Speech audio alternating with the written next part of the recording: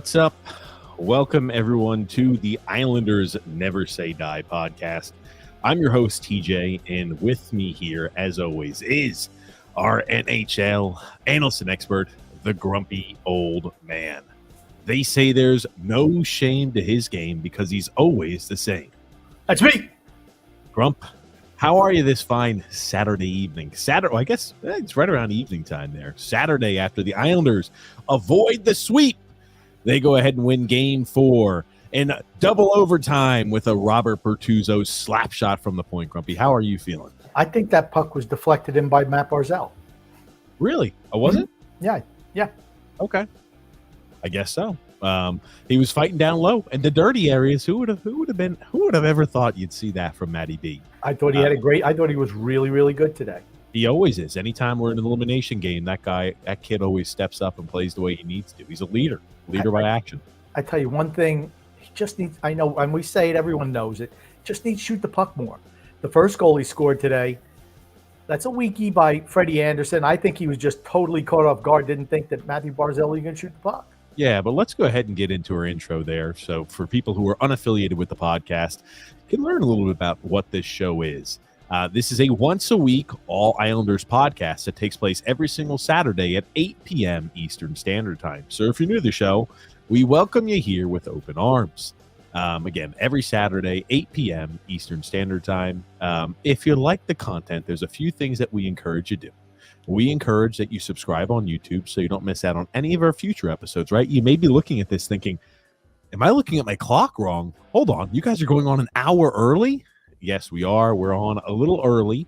And depending on what happened, what Grumpy? Okay. Are you going to interrupt the intro? What, Grump? What is it? I absolutely do, because TJ's trying to make it sound like he's starting early. He wanted the show to start immediately after the game today. But this son of a bitch was eating a pizza pie. So, That's here we go. That's why we're here late. That's absolutely not true. Yeah. Sure it is. Anyway, getting back to it, right? If you like the content, Grump, there's a few things I ask that you do. I ask you to subscribe on YouTube here. Subscribe on YouTube so you don't miss out on any of our future episodes. And also, like the video. If you like the video, apparently that helps the algorithm and lets myself and Grumpy know that you like the content that we put out. Depending on what happens this week, if the Islanders were to lose a game before next Saturday, there may be a podcast the night of the elimination from the playoffs there, because this upcoming Saturday will be tough, Grumpy, for me to be on the show because I have family coming in town, Grumpy. Oh, my God. Maybe you could turn the TV off, Grumpy, so we could be connecting here, huh? So, yes, we're going to be jaking out of next week's podcast. No. We're going to do a podcast, Grumpy. I just don't know what day. It depends on what the Islanders do. Grumpy, anything can happen, Grumpy, and that's what we're here for. Anything can happen indeed. But yes, again, those few items, right? Make sure to subscribe on YouTube if you like the content and like the video. We also do have a secondary podcast called TJ and the Grumpy Old Man. It's a sports podcast that takes place every single Sunday. That's right. Sunday is tomorrow at 8 p.m. Eastern Standard Time. We talk anything and everything sports on that show. That means we talk NHL. We talk the NHL playoffs. We talk the NBA playoffs. We talk MLB. We talk NFL. The NFL draft is this weekend, or it's almost over now. We talk college athletics. We talk world football. We talk anything and everything sports on that show. It's called TJ and the Grumpy Old Man. You can find it here in the link in the description below, or as a featured page here on our YouTube channel there, Grumpy Old Man. There it is. TJ. I thought we had more than 26 subscribers. We do. It just zoomed in. That's right, Grumpy. I've actually axed off. I got rid of the 300 extra subscribers we had. Anyway, Grump. So make sure to check that one out. TJ and the Grumpy Old Man. Well, Grump, we'll start this thing off. The Islanders played today. And hey, no quit. No quit in this team. Never is quit in an Islanders team. That is, right? That's why people wonder, hey, why is the podcast named the Islanders Never Say Die podcast? Well, it's paying homage there to Never Say Die, the slogan that was what the Islanders embodied during the 1980s when they won their 4 cups in a row. That's why it's called Islanders Never Say Die. The Islanders never give up. Doesn't matter who's on the team. Doesn't matter what iteration. They fight until the very last puck drop, Grumpy. It was even before then. It was in the 70s also. The 70s as well. Sure. But Grump, what did you take away from today's game? Islanders won. Gentleman's suite coming Tuesday night. Oh, It has changed my mind, honestly. I thought the Islanders were going to win Thursday night in Game 3. I thought that'd be the game they'd win. Carolina would come out and they'd win Game 4 and then finish it up at home. I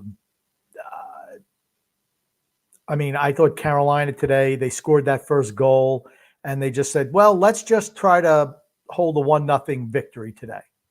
And I thought that was a mistake. yeah. When you get, particularly for a game that went into overtime, right? If Carolina had pressed the Islanders the whole game probably would not have went to overtime, first of all, but you certainly would have worn the Islanders out. Robert Bertuzzo with a big assist. Lucky kick out in front, slides through a Carolina guy. He puts a shot towards the net. Matt Barzal, nice tip in. We all go home happy. Good Yeah. practice. So, you don't never want to see your team get swept.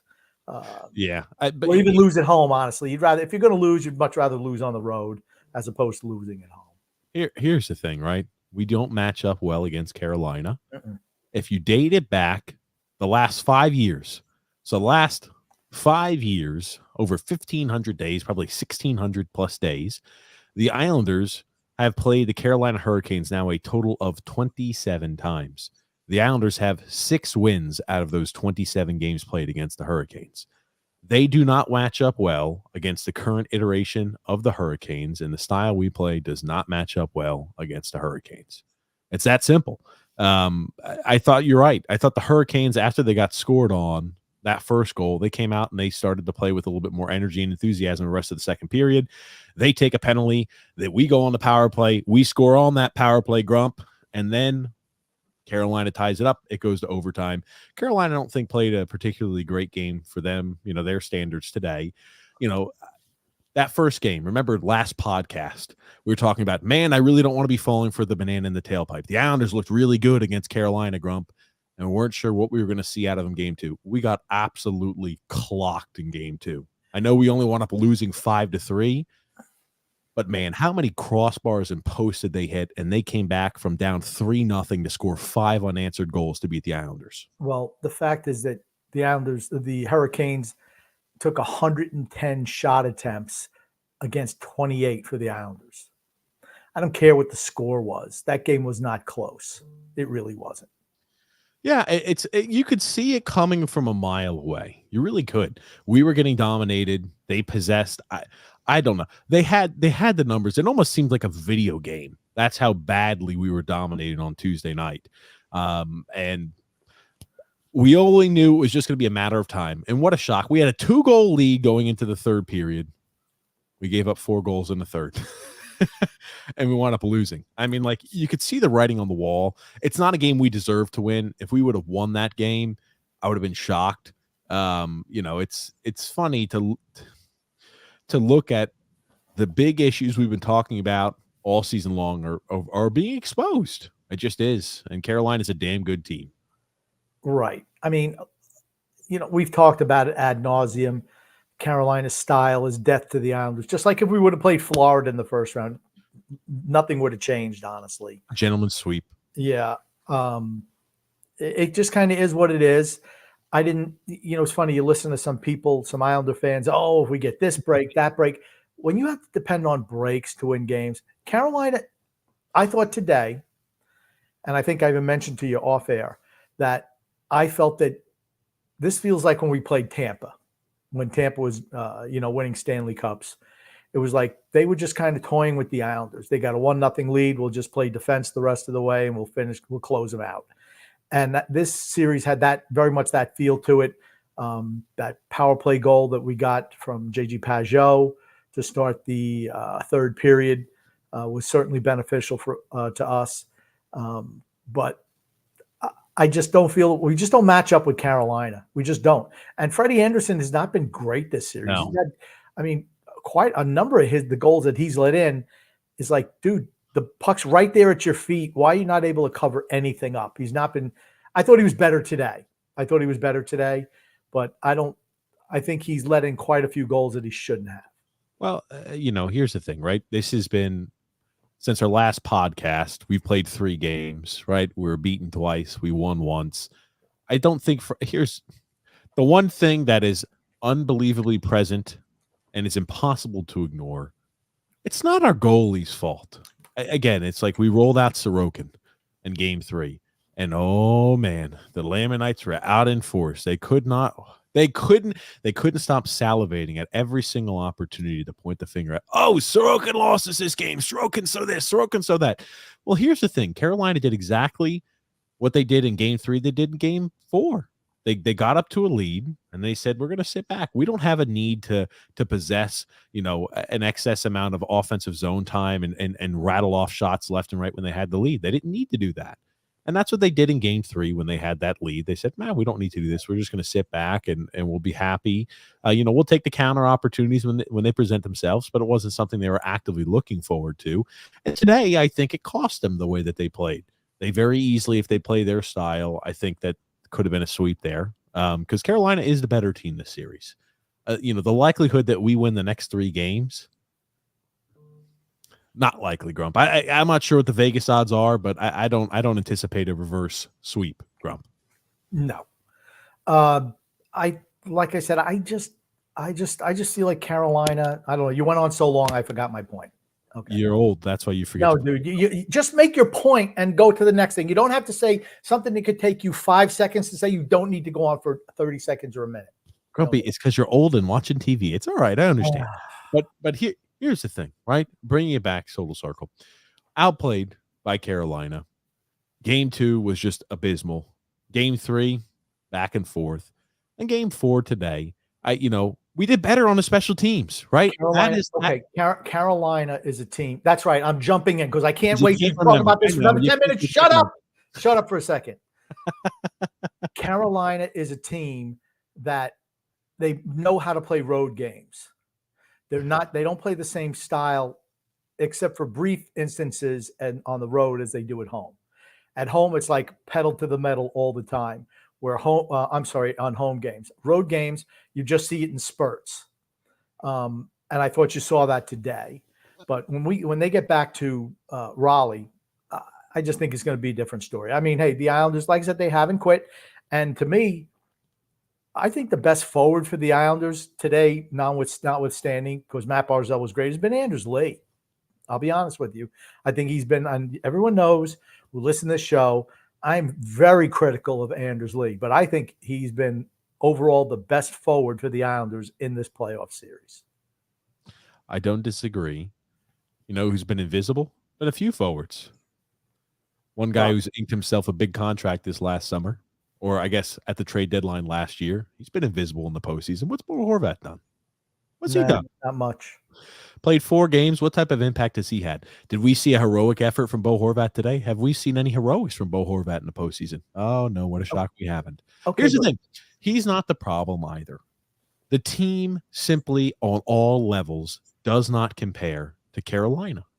In net is the only spot maybe where we have the advantage. And with Sorokin playing the way he is this year, which is not at the level he played last year, guess what? I don't know that it's a clear advantage for us in net. I don't think. I don't know. Go to the next point. Jesus, fuck, man. Come on. Let's get with it, brother. Okay, I'm freaking tired. The show was supposed to start an hour and a half ago. I couldn't get you to send the freaking invite. It's 7:20. What do you mean? I could not get you to send the invite. I'm a very busy guy. Okay, well, Grumpy, if we don't stay till 4 o'clock in the morning, we're good. But Grumpy. That's maybe fun. When you say the show's going to start right after the game, you don't wait till 7:30 to start the show. Hold on, is this Grumpy's nap time? X, I need you listening, Grump. Before 6 o'clock. X, if you're listening, is this Grumpy's usual nap time? Is that what this is? And you talk too long. You talk too long. You like to hear yourself talk. You were just talking, Grump. Anyway, we're going to bring it back on topic. Here's the thing. Islanders outplayed, I'd say, for the majority of the series. We've been close, I think, in some instances. We exchange blows, but we're just not on the same playing field as them as a team overall. I was talking about maybe the only spot we are comparable to is goalie, Grump, but Sorokin obviously not playing the way he has. He's getting a lot of hate from the fans. My God, people are just posting him sitting in that tunnel after he got yanked in game 3, just like he looks defeated. He looks absolutely defeated. And I'm not sure if it's just he's defeated because of this year just being the struggles he's had, or if there's an issue potentially that's deeper than that. I don't think. I think Patrick Roy's handled him very poorly, very poorly, Yeah. very much. Now, I told you he was going to start him in Game 3. Yep. He might want one of those goals back, but it's not like Varlamov's been spectacular in that either. I'll be honest with you, right? It just, they are what they are at this point. I just wonder if Sorokin's confidence is shot this particular year, or maybe, just maybe, he doesn't mesh with Patrick Roy. Well, that's what I was about to say. That's the worst case scenario. Goalies are like kickers. We've talked about this off air plenty of times. They're finicky. You know what I mean? They're going to have good time periods. They're going to have bad time periods. This year, very easily, and I think this is the more likely scenario, he's just having a bad year. But man, oh man, is there a problem if Sorokin does not play well under Patrick Roy?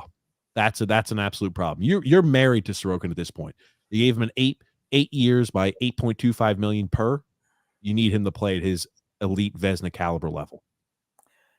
Yeah, I know we'll talk about off-season stuff later, but Sure. a certain portion of the fan base wants to move Sorokin before his contract kicks in July 1st. And you know what? I'm not opposed to that, but here's the thing. If you're doing that, you're also getting rid of Brock Nelson and Kyle Palmieri. To me, that signals we're surrendering going forward, because the last thing I want to do is say, oh, well, let's get rid of Sorokin, and then, we'll keep Varlamov. We're going to roll with a 36-year-old backup as a full-time starter. What do you play, 25 games all year? Come on, stop. So you want to roll with him, okay, but I don't want to see the old man, throwing more money at guys in their mid-30s and giving them contract extensions. That's worst-case scenario for this team. Yeah, the worst-case scenario for this team is Lou Lamoriello still has a job at the end of this year. And I just want to say to people who, and I'm sure a lot of the fan base is down. It's not as they should be. As they should be. It's not a crime to lose to the Carolina Hurricanes. They're one of the best teams in the league. The Islanders are not, okay? But Carolina is. It's not a crime to lose to Carolina, but if you don't recognize that this team has a lot of work to do to get to that level, and you need to make drastic changes if you want to get to that level. If you just say, well, I believe in this core, you're just putting your hands. It's like, see no evil, hear no evil, see no evil, speak no evil. That's what it is, what the fan base is. Because to me, if you just look at how dominant Carolina is, I mean, it's just dominance. I mean, the Islanders it's like the whole game is a Carolina power play. That's what it seems like to me anyway. Oh, the Islanders did this. What do they do? The Islanders, I think the Islanders have been thoroughly outclassed in this series for the vast majority of the time. But if you don't acknowledge that there's a problem and want to move on, that's even a bigger issue, honestly. And that's what ownership really needs to have a talking to with the old man and the future GM, Patrick Roy. They need to have that. They need to have that conversation as soon as the season ends. Yeah. You can keep dreaming that. It's a dream, a little dream, Grump, but it's not going to happen. Nothing has indicated that to be the case. But again, worst case scenario is Lou Lamoriello still has a job this offseason. And remember, right, you have guys like Brock Nelson, who's going to be on next year's an expiring deal for him. Same thing with Kyle Palmieri. I think Palmieri's played, right, we talk about guys, we did this last episode, but I don't want to harp too much on the same thing we just covered. We talked about guys who played better under Patrick Roy. I think Palmieri absolutely is one of those guys, one of those characters. He played extremely well under Patrick Roy. It doesn't mean that you signed 32, 33-year-old Kyle Palmieri to a multi-year extension, though. And, tell me that doesn't have Lou Lamoriello written all over it this offseason. Or let's sign Mike Riley back to a 3 or 4 year deal. Yikes. Now, here's the thing. Would I be, Mike Riley plays no defense. I'm not a fan of Mike Riley, but he does bring an offensive spark to the team. So you know what? If you want, no problem. We'll sign Mike Riley 1 year, $1.1 million. That's it. He's on a year-to-year basis. He's in his 30s. Again, a guy in his 30s. He's a bottom-pairing defenseman. He doesn't deserve anything more than that. If someone wants to offer him more, Be on your way, human waiver wire. I mean, that's where we picked him up. That's where Florida picked him up. That's where Boston. I don't know if Boston dropped him off. Right, but I don't know if Boston picked him up off the waiver wire. No, they did not pick him off the waiver. I mean, he is what he is. Okay, he's maybe a little bit. He's a better offensive version than Thomas Hickey, but a worse defensive version of Thomas Hickey. He sucks. Okay, when you're watching, and when I say he sucks, do me a favor. Watch the Colorado Avalanche. Watch some of these watch the Dallas Stars. I want you to watch some of these really top end teams that are out there, because that's the playoffs. You're going to see. You don't even have to look further than the Carolina Hurricanes. Look at some of the defensemen they have, and look at how fundamentally they are defensively. The teams that do well, the defensemen have to play defense. They're going to have some offensive defensemen that provide offensive power. That is needed at times too. But they're also going to be guys who could shut down and play good defense. And Riley's not one of those guys. It's the reason why Florida, think about this. The Florida Panthers, who didn't get the sweep, they'll get now, I think Tampa might be able to come back maybe in a series and win a few games against the Florida Panthers, because Tampa has won multiple cups. That's the only reason I'm giving them maybe an outside chance. Okay. Sergachev is back. Maybe they have an outside chance. But most teams, it's only happened 4 times in the NHL history. The Islanders have done it twice, where teams come back down from 3-0. I don't think the Islanders are dialing it up again, and the likelihood Tampa dials it up against Florida is probably unlikely. The only reason I think Tampa may be able to is because there's not really actually a road game. All these games are in Florida. Yeah, I don't know. I know that Florida's playing Tampa now. Sergachev coming back 2.5 months after that brutal broken leg. Yeah. That's got to get your team up. I know they were up 3-0 at one point. I don't know what the score of the game is now. But here's the thing. Tampa is kind of in the same situation that the Islanders are in. Tampa is not good enough to win a cup anymore. They have better players. I think that Florida was a bad matchup for them. They'd much rather play Boston or Toronto, but playing Florida that's like the worst opponent honestly, for both teams. I think Florida and Carolina are the 2 best teams in the East. I think the East is way down. The West is by far the dominant conference this year. The Islanders are lucky that they don't play in the West. They never would have made the playoffs this year. I think top to bottom, the West is better than the East. I think the East top-tier talent is comparable to the West top-tier talent. I think Carolina and Florida are both teams that could go punch for punch with any single team in the Western Conference. Agreed. And those are the 2 teams that I think, right, I know the Rangers won the President's Trophy. I understand they're manhandling Washington. I get it. I'm going to have to see some prolonged postseason success for me to flip my opinion on that. I think the only team that the Islanders could have beaten the playoffs this year was Washington. And that game that series probably goes 7. Washington is showing fight also. They're not going anywhere, though. I mean, even if they win tomorrow, where is Washington going in the playoffs? I don't think they're going anywhere. Maybe they get swept tomorrow, a gentleman's sweep. They're just not good enough. Just like the Islanders just aren't good enough. Out of all the 16 teams in the playoffs, I think the Islanders and Washington are the 2 worst by far.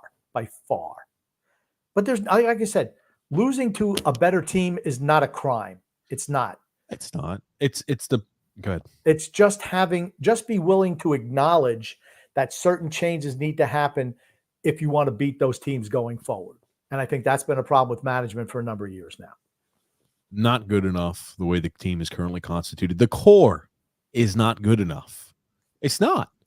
When you look at how we play against Carolina, if you're going to want to win a Stanley Cup, you're going to have to beat the Carolinas. You're going to have to beat the Floridas. You're going to have to beat teams like Toronto, Boston, and the Rangers in the postseason in a series of 7, not in little one-off games where they roll their backup goalie out there and they have injuries aplenty. You're going to have to beat top-tier teams in order to win a Stanley Cup.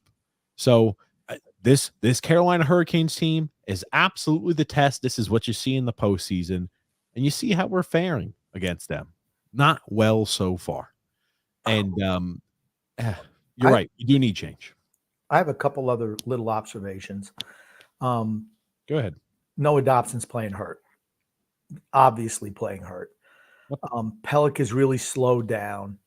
I think John McClain deserves a spot, an everyday spot on this team, without a doubt. And Simon Holmstrom is a healthy scratch.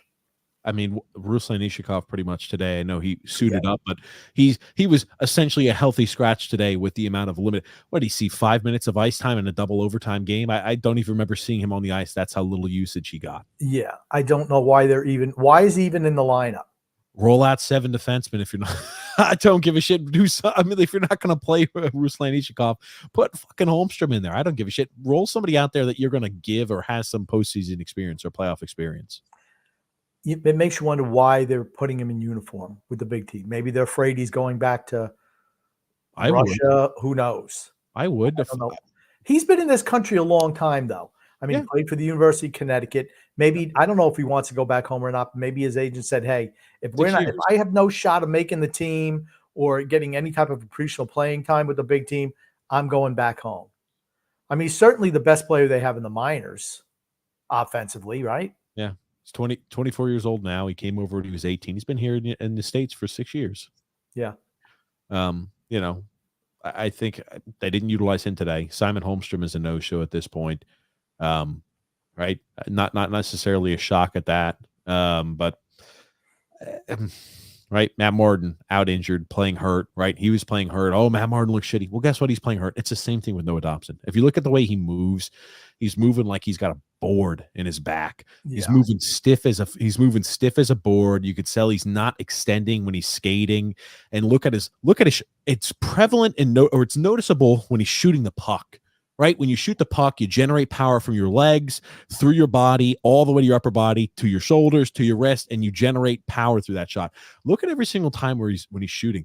You're not seeing any of that generation there. It's because he's not transferring. I don't know what's injured on him, but I firmly believe when he went out against, I think it was Montreal Canadiens, and for a little love tap along the boards, and he missed the rest of the regular season, and we were at must-win time period at that point. He is injured. He was injured at that point. It was not a concussion. It's a physical injury on some body part he has, and he's still playing hurt right now. So everybody's pointing fingers. Oh, he's looked like shit. He's playing hurt. I mean, and I think it's an injury. If it wasn't playoff time, he'd be out. I mean, yes, he's having territory. He's having a hard time turning his body to the left, in particular. He's struggling with it. You see that in the defensive zone when he goes up against the boards. He's just struggling, turning his body, pivoting, which, you know, he's always been really good at. It leads me to believe he's been hurt for a while, and I think it's serious now because, like I said, the play where he went out was really not a big hit. No. I think he just maybe it's a back. I don't know. I'm sure after the season we'll find out what it is, but that's a big loss for them. I mean, he's not even on the power play anymore. And said, well, why isn't he on a power play? Well, obviously, and everyone knows I'm not a big Mike Riley fan, but I think he's better at the point than Noah Dobson right now because I just think Noah's banged up. I just think that you're going to find out at the end of the year that he's got something wrong with him. Yeah. But I mean, for guys who've showed out in the playoffs, I think Palmieri's been good. I think Anders Lee has been really good. Matt Barzal's been good. Kyle McLean has been good. I was going to say John McLean. Kyle McLean has been good. Other than that, I mean, Casey Cizikas has been okay at times. And, but no one else has really stood out. Hudson Fasching is doing as much as he can do. But I think Brock Nelson's been invisible. Pierre Engvall is horrid. How many more breakaway opportunities or 2-on-1 opportunities that he's just going to freaking fumble the bag on? Yeah. He's awful. He's a guy he's a bottom sixer. That's what remember when we kept saying Mikael Grabner. There's your comparison. A guy who would, and Grabner was a far better player than Pierre Engvall is. I don't want to go ahead and, right, I feel like I'm doing a disservice to Grabner comparing him to Pierre Engvall, but just to compare, right, a guy who could get open, who could create space, who's got wheels, and when he creates an opportunity would, misexecute on a lot of those opportunities. Michael Grabner is like that, except Pierre Engvall probably, his execution is even lower than Grabner's. Engvall's a bigger player. I think that Holmstrom is more, and when he was scoring shorthanded goals, was the Michael Grabner comp. But Grabner's a better overall player. Grabner is 10 times the player than Holmstrom. Okay, now Holmstrom is only, and everyone knows I bag on Casper Holmstrom as well. He's only 22, so I'm willing to pump the brakes on that. I don't think he's going to get much better. But that's just kind of where they are right now. And defensively, I mean, like I said, Robert Bortuzzo has been okay for them, filling the Scott Mayfield role. Romanoff has been undressed numerous times, but then he's had other times where he's looked okay. So, I mean, it's kind of a mixed bag with him. Goaltending wise, Varlamov's been okay. Sorokin, he's done for the year. Yeah, he's absolutely done for the year. He won't be playing again. And he shouldn't. I mean, there's only one more game left, so it doesn't really matter anyway. But, I think they need to mend some fences with him or find out what the issues are. Was it when he played those 15 or 16 games in a row? 17 games in a row. Is that, I mean, certainly they won't do that again. But the fact that you can't even trust somebody from Bridgeport to play once every 4 or 5 games, what does it tell you about the organization and the depth that you have? It means you don't have any. We have no one in the minors who can come up and fill a spot. That's all on the GM. All of it's on the GM. So, and just to Grabner, when he was 22 years old, played 20 games with the Islanders, had 11 points. The next year, when he was 23 years old, Grumpy, Grabner ripped off 34 goals and had 52 points. Okay. So, like, he was young when he was doing it. Okay. So, Holmstrom, if he ever wants to be in the same breath, better start performing as well. Again, in Holmstrom's defense, he's kind of grown a little bit from when he was drafted. And people from Scandinavian countries, they tend to grow, they tend to develop a little bit later. But what it's done is whatever type of ability he had earlier is kind of morphed into what he is now, which is just a bottom 6 guy is what he is. Grabner's from Austria. I mean, it's a Scandinavian country, no? No, that is not a Scandinavian country. That's like Finland, Sweden, Norway, Denmark. Those are Scandinavian. Austria. Lump Austria in there. Austria is not a Scandinavian country. But, today was the first game that Matt Martin had not played in a playoff game for the Islanders. They said since 2013. I was not aware of that. Yeah. This got to be it for him. Captain participation trophy at this point. Yeah. I mean, this has to be, let's be honest, this has to be it for, he and Clutterbuck. And I think Clutterbuck's been okay. I mean, for his age, but there's no other. And they're like, oh, well, they're UFAs at the end of the year. There's a decision to be made on. There should be no decision had to be made on those guys at all. You're done. Yes. Ghost, if someone else can sign you, if you want to go play your hockey somewhere else, that's fine. It's not going to be here on Long Island with or at UBS Arena for the New York Islanders. They must move away from guys, 4th liners in their 30s. Just move away. Klane's earned his spot, and I'm fine with Hudson Fasching being an every night type of guy. We don't need Cal Clutterbuck. We don't need Matt Martin at this point. See you later. Thank you so much for your service. You always have a special heart. You always have a special spot in many fans' hearts. But that's it. See you later. Don't let the door hit you on the way out. Retire. Enjoy the time in the cul-de-sac. We're not going to kick you out of the cul-de-sac. You could still hang out there, and you can have the barbecue up and going by the time Anders Lee and the rest of the cul-de-sac crew gets off of practice every day, okay? No problem there.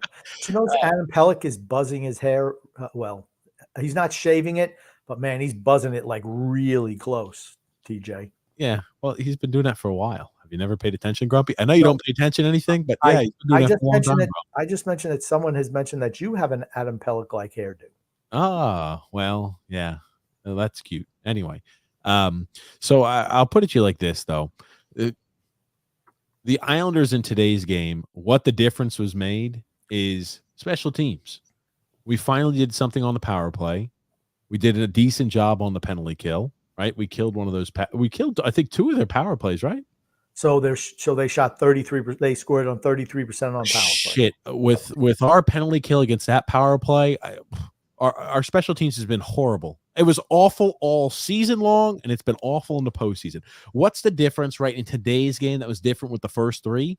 I think our special teams units did better. We had a power play goal. That's a shocker. And we killed a few power plays. That was nice, too. Here's the other thing. The refs swallowed their whistles pretty much from the third period, or like halfway through the third period on. They said, all right, that's it. The penalties are done. We're not calling anything. This is just, self-regulated at this point. If somebody were to flip the puck out with a delay game, they'd call that, but they were not calling a damn thing. Didn't matter if there was a trip behind the play, like, around the corner there, and it led to an odd man break going the other direction and a Bertuzzo slap shot. They weren't calling anything. And that's fine. That benefits our style of play. Less penalties called is good for the Islanders. It's okay if the players know what to expect, the last thing you want to see, and it does help the Islanders. It always, when penalties are not called, it always helps the lesser talented team. Sure. Always does. That being said, as long as you are consistent throughout the game on what's a penalty and what's not, I'm fine with it. The players know what to expect. They get the warm-up period, 5-10 minutes, whatever it is. They know how the game is going to be called, what they can get away with. As long as you don't, change halfway through or call a touch foul, a penalty, I'm fine with that, honestly. I mean, I think for the most part, this series has been officiated pretty well. Sure. Both teams have gotten away with certain things, but it's not something egregious. And I'm just, like I said, I'm not one who cries about the officiating anyway. If your fan base is crying about officiating, guess what? Your team's not good enough. That's all I have to say. Your team's just not good enough. Yeah. When you're whining about, whoa, we got this penalty call. We'd be so much better. We would have won the game in this. Oh, stop. Just stop. For every penalty, if you look at the game really close, for every penalty that's not called for, against you, or one that you think should have been called for you, it's easily the other way too. Yes. Just to pop up a few of these items here before we start transitioning, read our ad and get into comments. Right at game 2, this was the game where we blew a third period lead. What a shock. We've been doing that, right? I thought game 2 was almost like, man, this is the Islanders season in a snapshot. Thoroughly outplayed at times, blew a third period lead. We just started playing turtle shell hockey, as always, just turtle up and hope and pray to God, white knuckling it till the end of the game. Didn't pan out, but look at this. Offensive zone possession time, almost 12 minutes for the Hurricanes to 3 for the Islanders. The Islanders had 12 shots on net in a 60-minute game, and the Hurricanes had 39. It was just like it was completely domination. That 11 minutes and 44 seconds is unheard of. Yes. Even in a regulation game. That game never should have been close. Freddie Anderson was terrible in that game. Yes. He was terrible. Every goal he gave up, he should have stopped. He got deked out by Anders Lee. That's the only one that I was going to say, well, maybe I won't blame that one on him. But you know what? If you get deked out by Anders Lee, I'm sorry. You're not having a good day. The other thing, too, was it was like we gave up the goal, right? Think about this. They pulled the goalie. We were just hanging on for dear life. They scored 1 goal. We still had a 1-goal advantage in game 2. The Hurricanes call timeout. They pull the goalie. They score a 6-on-5. And then like 9 seconds later, Varlamov is caught like a child in Pee Wee hockey, not able to track the puck. And wow, could you imagine if Sorokin was in net and somebody threw the puck on Sorokin's skate like that and hit it into the net and scored from behind the net? Man, it was almost like we would hear that all offseason long from the Lamanites. Like if Paul Stastny, for example, went ahead and threw a puck on net from behind the goal and happened to score. It's almost like we would hear something like that all offseason long. Man, could you imagine if Sorokin was in net and he allowed in that really Charmin soft goal to give the Hurricanes the lead from 3-3 to a 4-3 lead? Could you imagine if that was him in net, Grump? Well, first of all, Sorokin would have made that save because he always gets back to that post on those plays. Here's the thing. When you watch Varlamov kicking that goal, and that's what every other goalie does in the league. There's so few who can get back to that post on a wraparound. And that one there, that was a prime example why Noah Dobson is hurt. He had position. Martinook he just muscled him off, and he had no fight. I mean, like I said, it's obvious to me that Dobson's hurt. Very obvious. He takes it right out there, and Varlamov, I don't know where he's looking at the third row, looking, from some girl from the Norwegian team, like Phil Vakota was doing a miracle, and they just banked. I mean, he had to kick it in the net because it was a horrible, even as a wraparound, it wasn't really a wraparound. He threw it off the skate, and that was it. Game over. That was it. That's a tough loss. So I want to give the Islanders credit for coming back and not rolling over and dying after that game 2 loss. What I hated to see from certain segments of the fan base is, well, we dominated that game. We controlled that game. And you're listening to the announcers. I'm like, dude, I know you want people to watch these games, but you don't have to blatantly lie to the fans, because if they have eyes, they know Carolina dominated that game.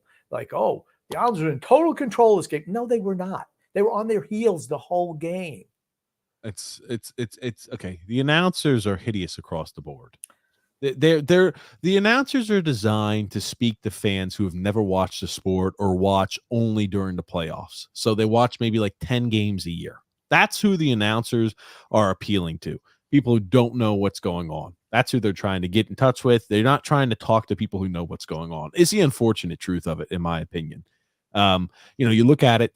How many times we're going to hear about, oh man, look at how fiery Patrick was behind the bench, man.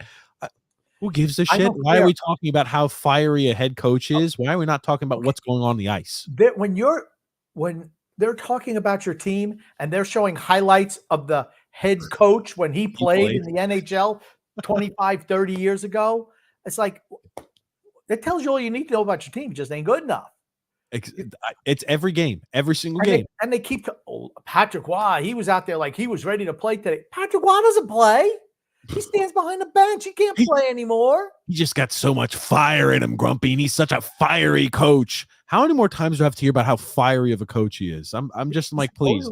He supposedly changed 180 degrees from what he was before. He was a fiery coach before, so now he must be Dexter Docile, as far as I'm concerned.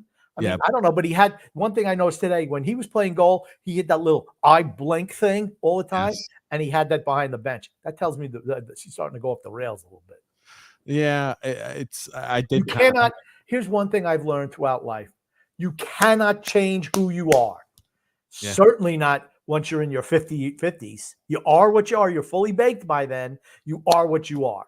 You're not going to change from Attila the Hun to Mahatma Gandhi. You're just not going to happen. You're kind of hardwired at that stage. Now, and something I will mention, right, because we didn't really cover game 2 or 3 very much. We covered a lot of what happened today, but just to try to make sure we tie this full circle here before we jump into the comments. I was listening to a lot of people at the end of game 2. They were like, it was almost like a come to Jesus moment after game 2 and 3. Like, holy shit, maybe our team is not good enough. There are a lot of people who are starting to wake up and realize, thank God, that this team is currently constituted is not a Stanley Cup contender. They're not. And again, it doesn't matter. Hey, even if we force a game 7 and lose in game 7, you're not a Stanley Cup contender. This Islanders team is not a Stanley Cup contender. I think that is clearly obvious at this point. It's painfully obvious. Now, there are a lot of fans who are upset with the actions that the Islanders took place in at the end of game 2 when they started kind of gooning it up and trying to start fighting. I'm just telling you, there were fans who are upset with it. I don't like when other teams do it to us, and I don't like when our team does it to other teams. I don't. But this is what they're talking about at the end of the game. This is what they're upset about. Well, this will be the first time in Islanders history that they lose a playoff game that they had a 3-goal lead in.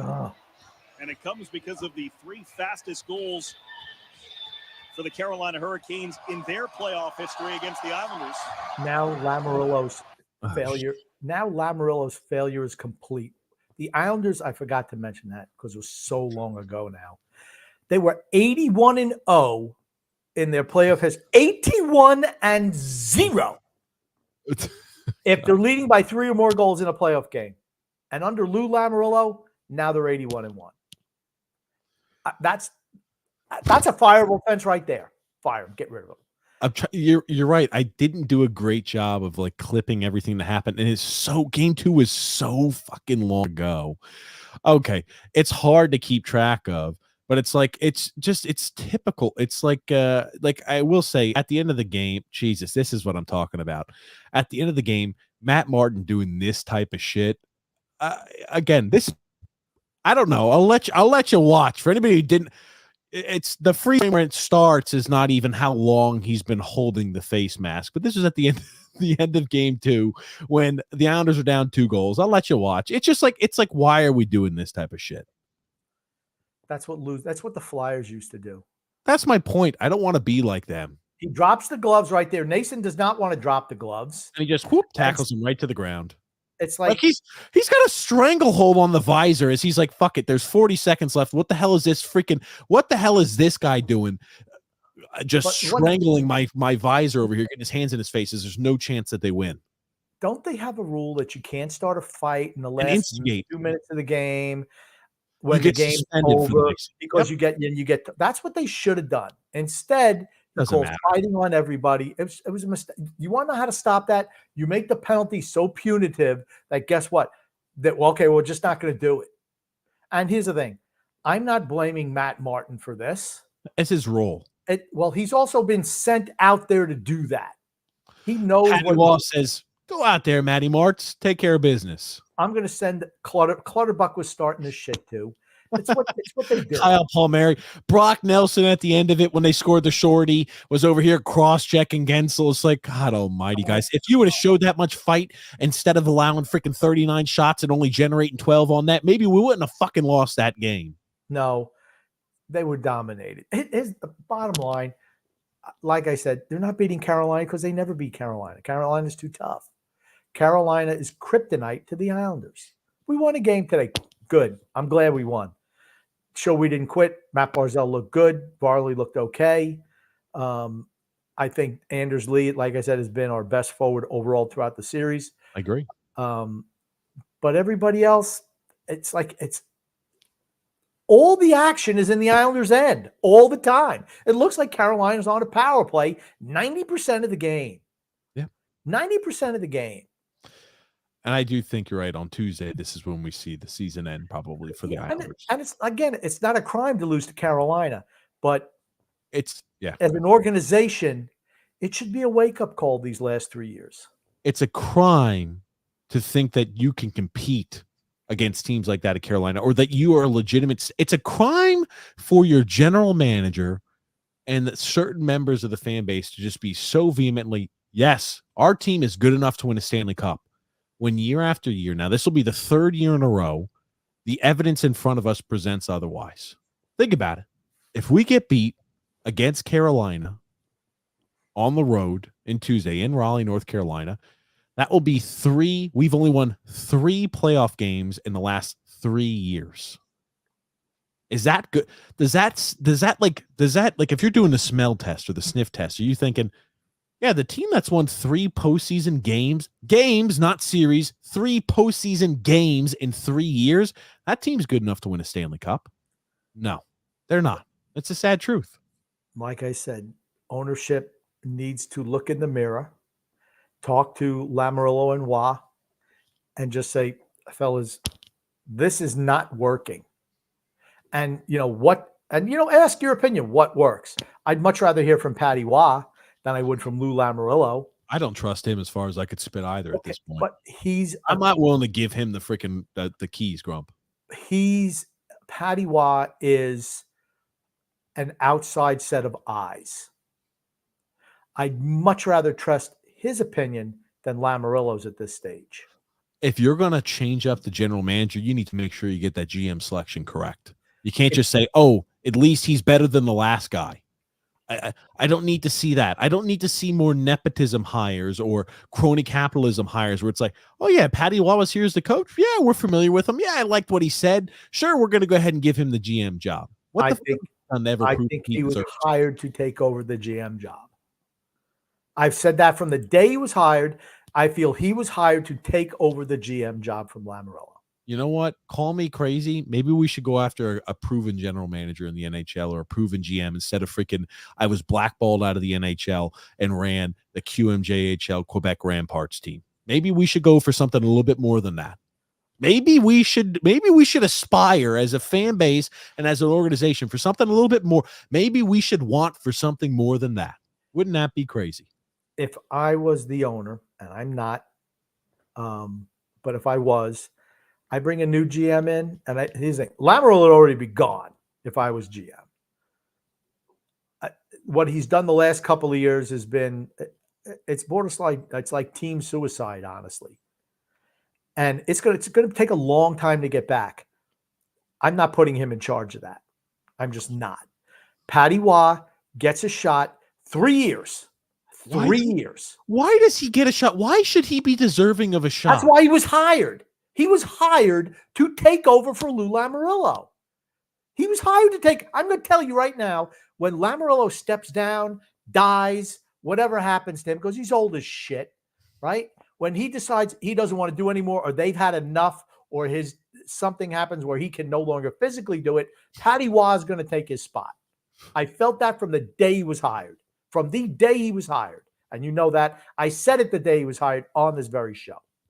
What has he done to deserve that opportunity? That's what I'm asking you. I'm not saying They're what's still going to happen. I'm relevant. saying, what has he done to deserve that? They're still relevant in the NHL. I mean, you look at the telecast, we don't even know any of the Islander players, but we know their coach. I think that's what the ownership wants. They want to still be relevant. They don't know how to be relevant. They hired the old man on Bettman's recommendation. He went and got Barry Trotz. Hindsight being 2020, maybe they should have dumped Lamoriello and just taken Trotz and put him up in the GM spot. Yep. Right? Again, we've said that before where it's like, man, that would, again, we always thought Barry Trotz had his flaws as a head coach. Looking back on it, he was, right? He looks mighty squeaky clean compared to what we've had as of recent and what he did with this shit heap of a team. And again, as soon as Trotz left, we were very clear everything from this point on is on the GM. Yeah. And it has been. And he's been proven to be the bigger issue than Barry Trotz was. Simple as that. Man, it would have been nice. Now, I'm not sure he would have had the same results as like what you've seen in Nashville this year. Nashville still is a younger team than the Islanders are. And they've consciously, under Barry Trotz, skewed towards being younger. Yes, they're in a rebuild process. They understand that being a team that is perpetually on the treadmill of mediocrity is not a way to attract, number one, fans, and it's not a way to win games or win Stanley Cups. True. So, it's, I don't know. It's at this point, it's like you feel like, okay, you're just waiting out the days until it ends, because what's the likelihood? 6 wins in our last 27 games against the Hurricanes. What do you think the likelihood is that we win the next 3? 0. As Dean Vernon Warmer said, Mr. Blutarski, 0.0 grade point average. You're out of here like shit through a goose. You're out. Oh, man. So, yeah, it is what it is. Like I said, but it's not a crime to lose to Carolina. They're the better team. But what is a crime is not recognizing that if you roll the same cast and crew out and you say the same thing every year, I believe in this group, I don't know what you're believing in. And certain segments of the fan base think, well, gosh, like I've said forever and ever and ever and ever, certain segments of the fan base will say, well, but it was so bad before Lou got here. This is great. Squeaking into the playoffs and getting beat because you're just not good enough and just hanging around the suck zone is not good enough. It's not good enough. People use prior failures to judge what the parameter for success is. Barometer. And for that, right, you have a marred vision of where success really lies. It's that simple. Because we had an owner who refused to hit the salary cap floor and would trade away draft picks to add people who you didn't have to pay any money to have them on the team, but would help you get to the salary cap floor. When you're dealing on that shoestring of a budget, you shouldn't expect any form of success, right? If your team is spending money, right, you would expect success. And ownership now is willing and shown that they're willing to spend money. It's that simple. To use prior failure to say, well, we've been successful compared to that hideous failure we've had in the past. It's just not an accurate way to judge what success is. It's not. True. What are you doing, Grumpy? Don't worry about what I'm doing. You worry more about what you need to be doing. I thought you were adding something up, ready to add something to the comment there, Grump. So I figured I'd open it up. I'm doing something else more important right now. Okay. You fucking updating your fantasy baseball lineup? No. Why don't you just read the ad? Maybe you should do that. Maybe I'm not doing that right now. Maybe we're not reading the ad. Who do you think you are to tell me what to do, Grump? Just read the ad. Let's move on. Yeah, where's Mr. X? I don't see any comments start over here. I know he's slacking on the fucking job per the usual. That simple. X is always slacking, Grumpy. You got one son he does what he's supposed to do, and one son who's a slacker. One who's always habitually late, and the other one who doesn't. But he does what he's supposed to do, but he's late. And you got one who just slacks through everything. Maybe he shows up on time, but he's a slacker. Well, Grumpy, you put us together, you got one good son. What can we say? Today's podcast is brought to you by DraftKings. The chase for okay. You know what? I got something to say after this. But the chase for the Stanley Cup is on. And if you're looking to light the lamp, nothing beats the action of DraftKings Sportsbook, an official sports betting partner of the NHL. From the start of the playoff beards all the way to the hoisting of the cup, DraftKings Sportsbook has you covered with same-game parlays, live betting, and odds boost, and much more. You've heard us talk about like same-game parlays, right? You could say, I'm expecting Varlamov to allow less than 3 goals tonight. I'm expecting Matty B to score. I'm expecting Noah Dobson to have an assist. You can go ahead and add up a whole bunch of those same wagers and have a same-game parlay for an even bigger payout. But download the DraftKings Sportsbook app now, and use the promo code THPN. New customers can bet $5 and get $200 instantly in bonus bets. That's only with promo code THPN on DraftKings. The crown is yours. If you have a gambling problem in West Virginia, call 1-800 Jesus, they fucking messed this up. 1-800-GAMBLER, or in West Virginia. Is it necessary to curse through the commercial? Is that needed? I think it adds a little bit of that. I think it adds a little bit of style. It absolutely does not. Call 1-800-GAMBLER, or in West Virginia, visit www.1800gambler.net. In New York, call 877-8-HOPE-NY or text HOPE-NY. In Connecticut, help is available if you have a gambling problem. If you call 888-789-7777 or visit ccpg.org. Please play responsibly on behalf of the Boot Hill Casino and Resort. You must be 21 years or older, but age varies by jurisdiction. It's void in Ontario, and bonus bets expire 160 hours after issuance. See DKNG/ICE for eligibility, deposit restrictions, terms, or responsible gambling resources. All righty, I guess maybe they've changed up the URL. I hope they got that right. Anyway, there's something I want to mention. Man, when you start pointing out the clear and obvious that challenges fans' viewpoint of their team, do they start getting defensive, Grumpy? Holy shit. The amount of these fans who still refuse to acknowledge that the team is not good enough to win a Stanley Cup there's an immense amount of people out there who just refuse to acknowledge it. It's like, I think it's because, right, they get entrenched in this viewpoint. And I cannot tell you how many times I've been seeing these people who are unbelievably hopeful. I'd say it's almost like blindly optimistic at this point.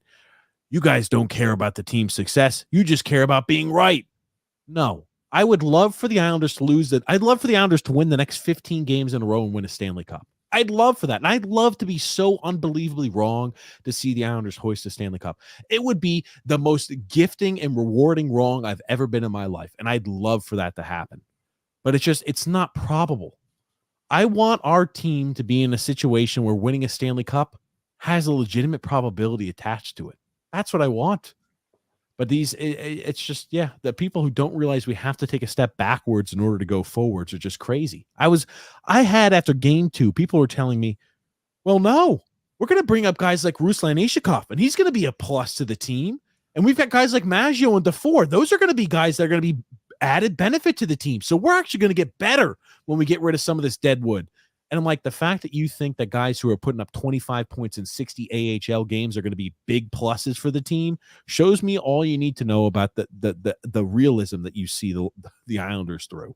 I just think that fans don't realize Ishikov and Maggio and DeFore, they're not bottom 6 players.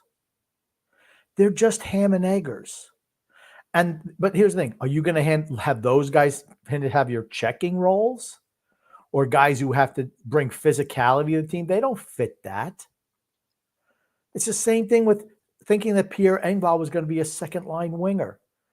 He's not good enough offensively. Doesn't have that level of talent to think that Simon Holmstrom was a first-line player. It's the same thing over and over and over again. We have nothing in the farm system. As long as you have just acknowledge that, we are the worst farm system in the league. The worst. It's not like we have a bunch of young guys who've just made it so, we can rebuild, we can reload on that. We're the second oldest team in the league with nothing in the minors. It's going to be a slog going forward. I'm not saying that we can't be competitive. But here's the thing.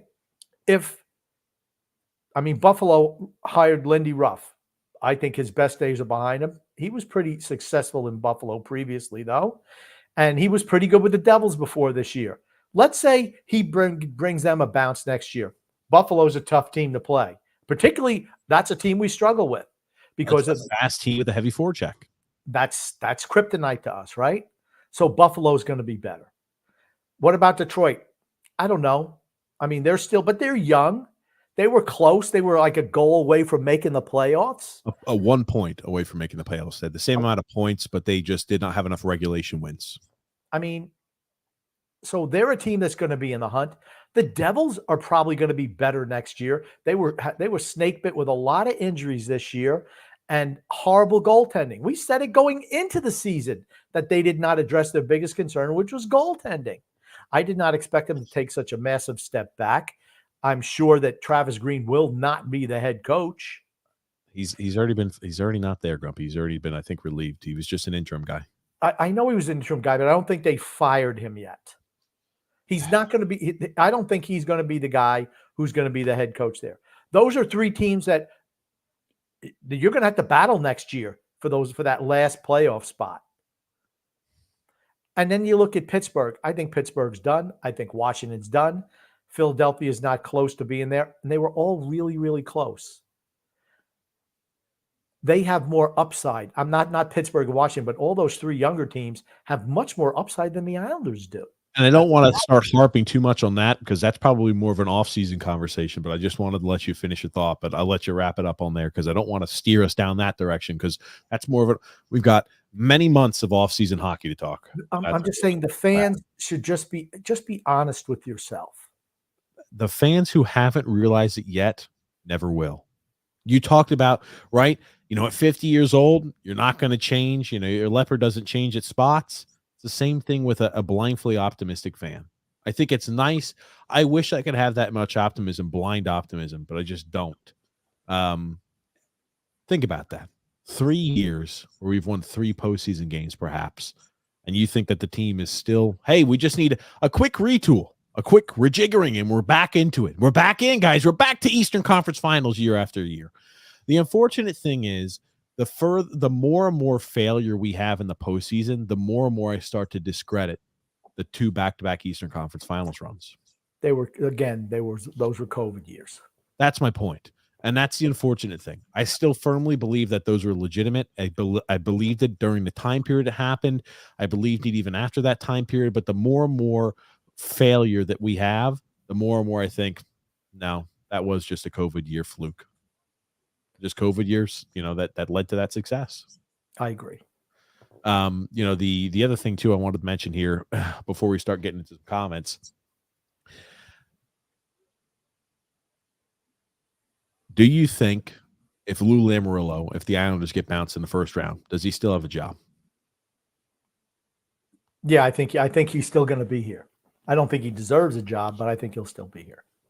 He should be fired. He should be fired. Like I said, if I'm the owner, and that's what I said earlier, if I'm the owner, he's gone. Regardless, he's gone. He's run this franchise into the ditch. He served his purpose by making us relevant in the NHL again. But you know what? I don't want an 82-year-old general manager. I just don't. Sorry. You used to be great 30 years ago, no doubt about it. But guess what? This is a new millennium. This is a new decade. 3 decades ago when you were successful is a long time ago. I need to move on from there. Just need to move on from there. Nothing wrong with it. Everyone knows who's listened to the show for years. I have said, hey, get a young assistant in here. Let him learn under the old man. No crime in that. No crime in that. And then just ease him out. I think that's what they did with Patrick Waugh. I believe that's what they did. Alrighty. Well, you keep thinking that's what they did. Until I see it, I will abstain from believing that's the case. We do have a video before we start jumping into these comments sent by Drew. He says, grumpy when he hears Lou addressing the media after another failed playoff run. Shut the fuck up, you bitch. That's why you no talent fucking hack. Shut the fuck up. That's fair. That's fair. That's a good one. Alrighty, Grumpy. Here's Pony Bear Curtis. Hold on. Is that X? Get your son X getting ready. Okay, Grumpy. Pony Bear Curtis. Boys. Podcast of the year. Here we go. Let the reverse sweep begin, boys. F yes. Yeah. Nothing would make me happier to see that, but I just don't see that as probable. Tony Cheese said, anything can happen. Oh, man. That's right. Anything can happen. And the anything that probably will happen is the Islanders get beat in the first round of the playoffs for the second year in a row. Anything can happen, but what's the probability? What's probably going to happen? They're going to get beat on Tuesday, and that'll be that. It is what it is. Oh, what I looked up earlier, by the way. Do you take a guess how many minutes Ruslan Ishakov, one of the futures of our team, played today? How many minutes do you think he played, Grumpy? 5 minutes and 58 seconds in a double overtime game. Pretty much just playing like you had an injured forward out there. What the fuck was the point of dressing him if you're going to play him 5 minutes and 58 seconds? Yeah. Was there a reason for that? I didn't even notice him. I never saw him. I was like, shit. I kept looking for him. I'm like, where is he? I'm not seeing him. Well, wasn't playing. He got Grumpy Freedom Fund Adventure. Good win for the Islanders, who were attempting to prevent further embarrassment, and guys like Lou and some vets trying to maintain power. You know what? If you're a professional player, you're not trying to mail it in. You're not trying to quit. I mean, and the Islanders never been a quitting team. Never freaking ever have they been a quitting team. Like I said, the thing for me is the crime would not be losing to Carolina.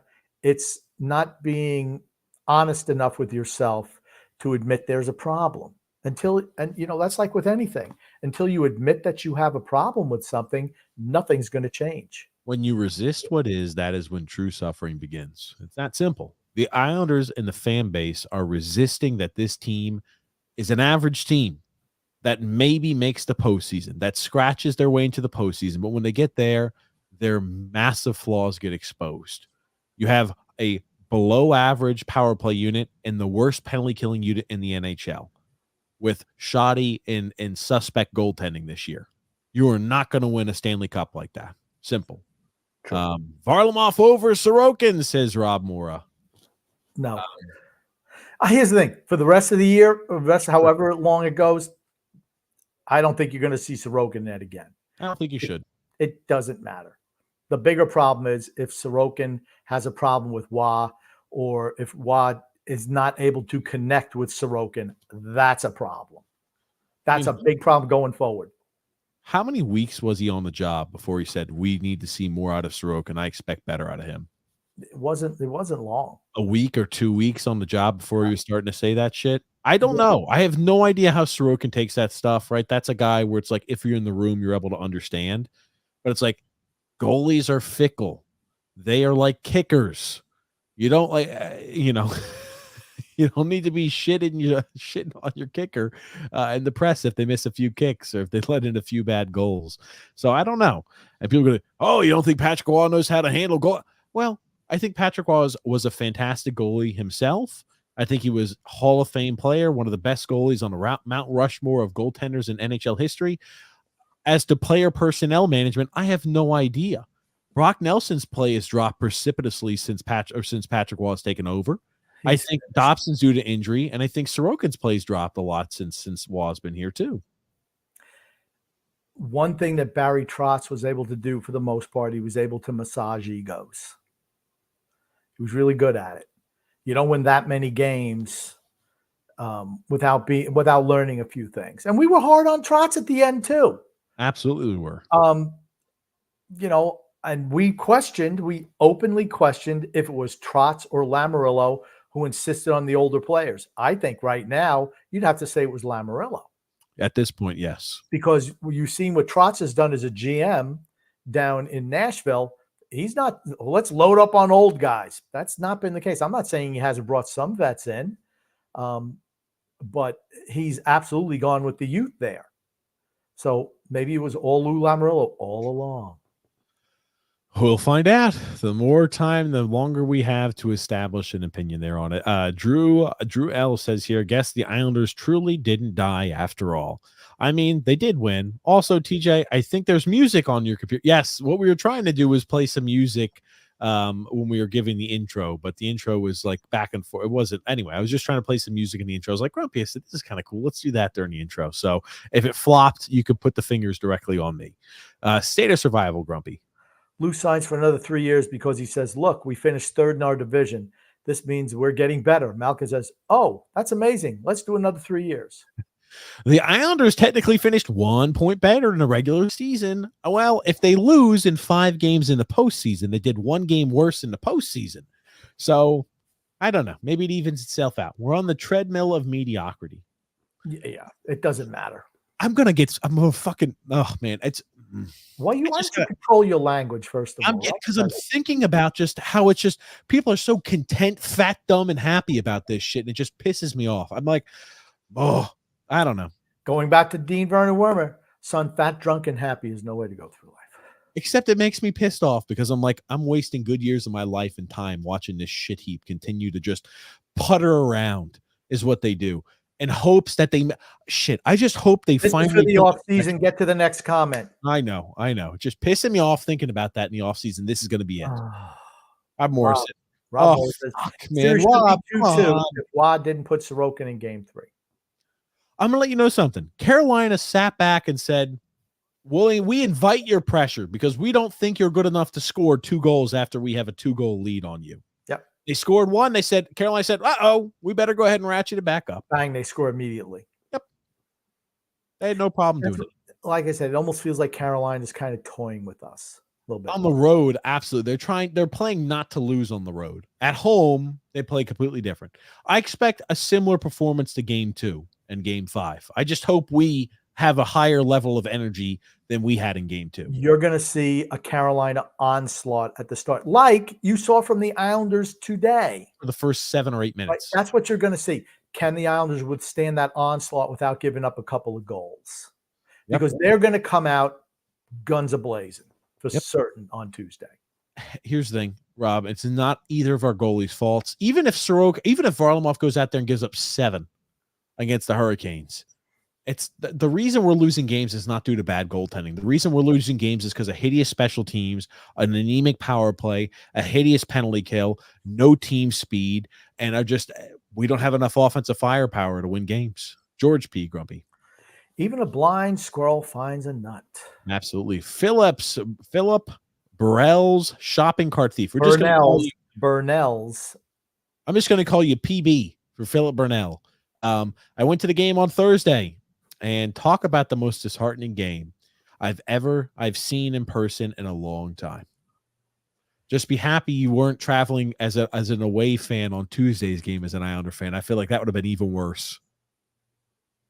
Carolina's good. No harm in losing to Carolina. None.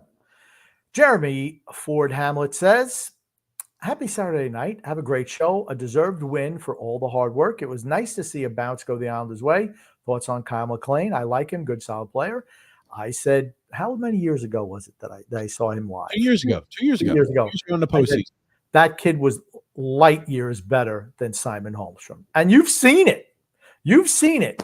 It doesn't take a monkey because, if anything, I'm a monkey when I might talk like I know everything a player can do. But here's the thing. If somebody passes the eyeball test or somebody absolutely jumps out as being far better than anybody else on the team, even a dumb monkey like myself can see that. It was obvious, totally obvious that Kyle McLean deserved a shot before Simon Holmstrom. To this day, you're never going to convince me that Simon Holmstrom is even close to as good a player as Kyle McLean. He's not. Kyle McLean deserves to be in the lineup every single night. We're going to talk about what should happen in the off, or what we would do as general manager in the offseason, but not tonight.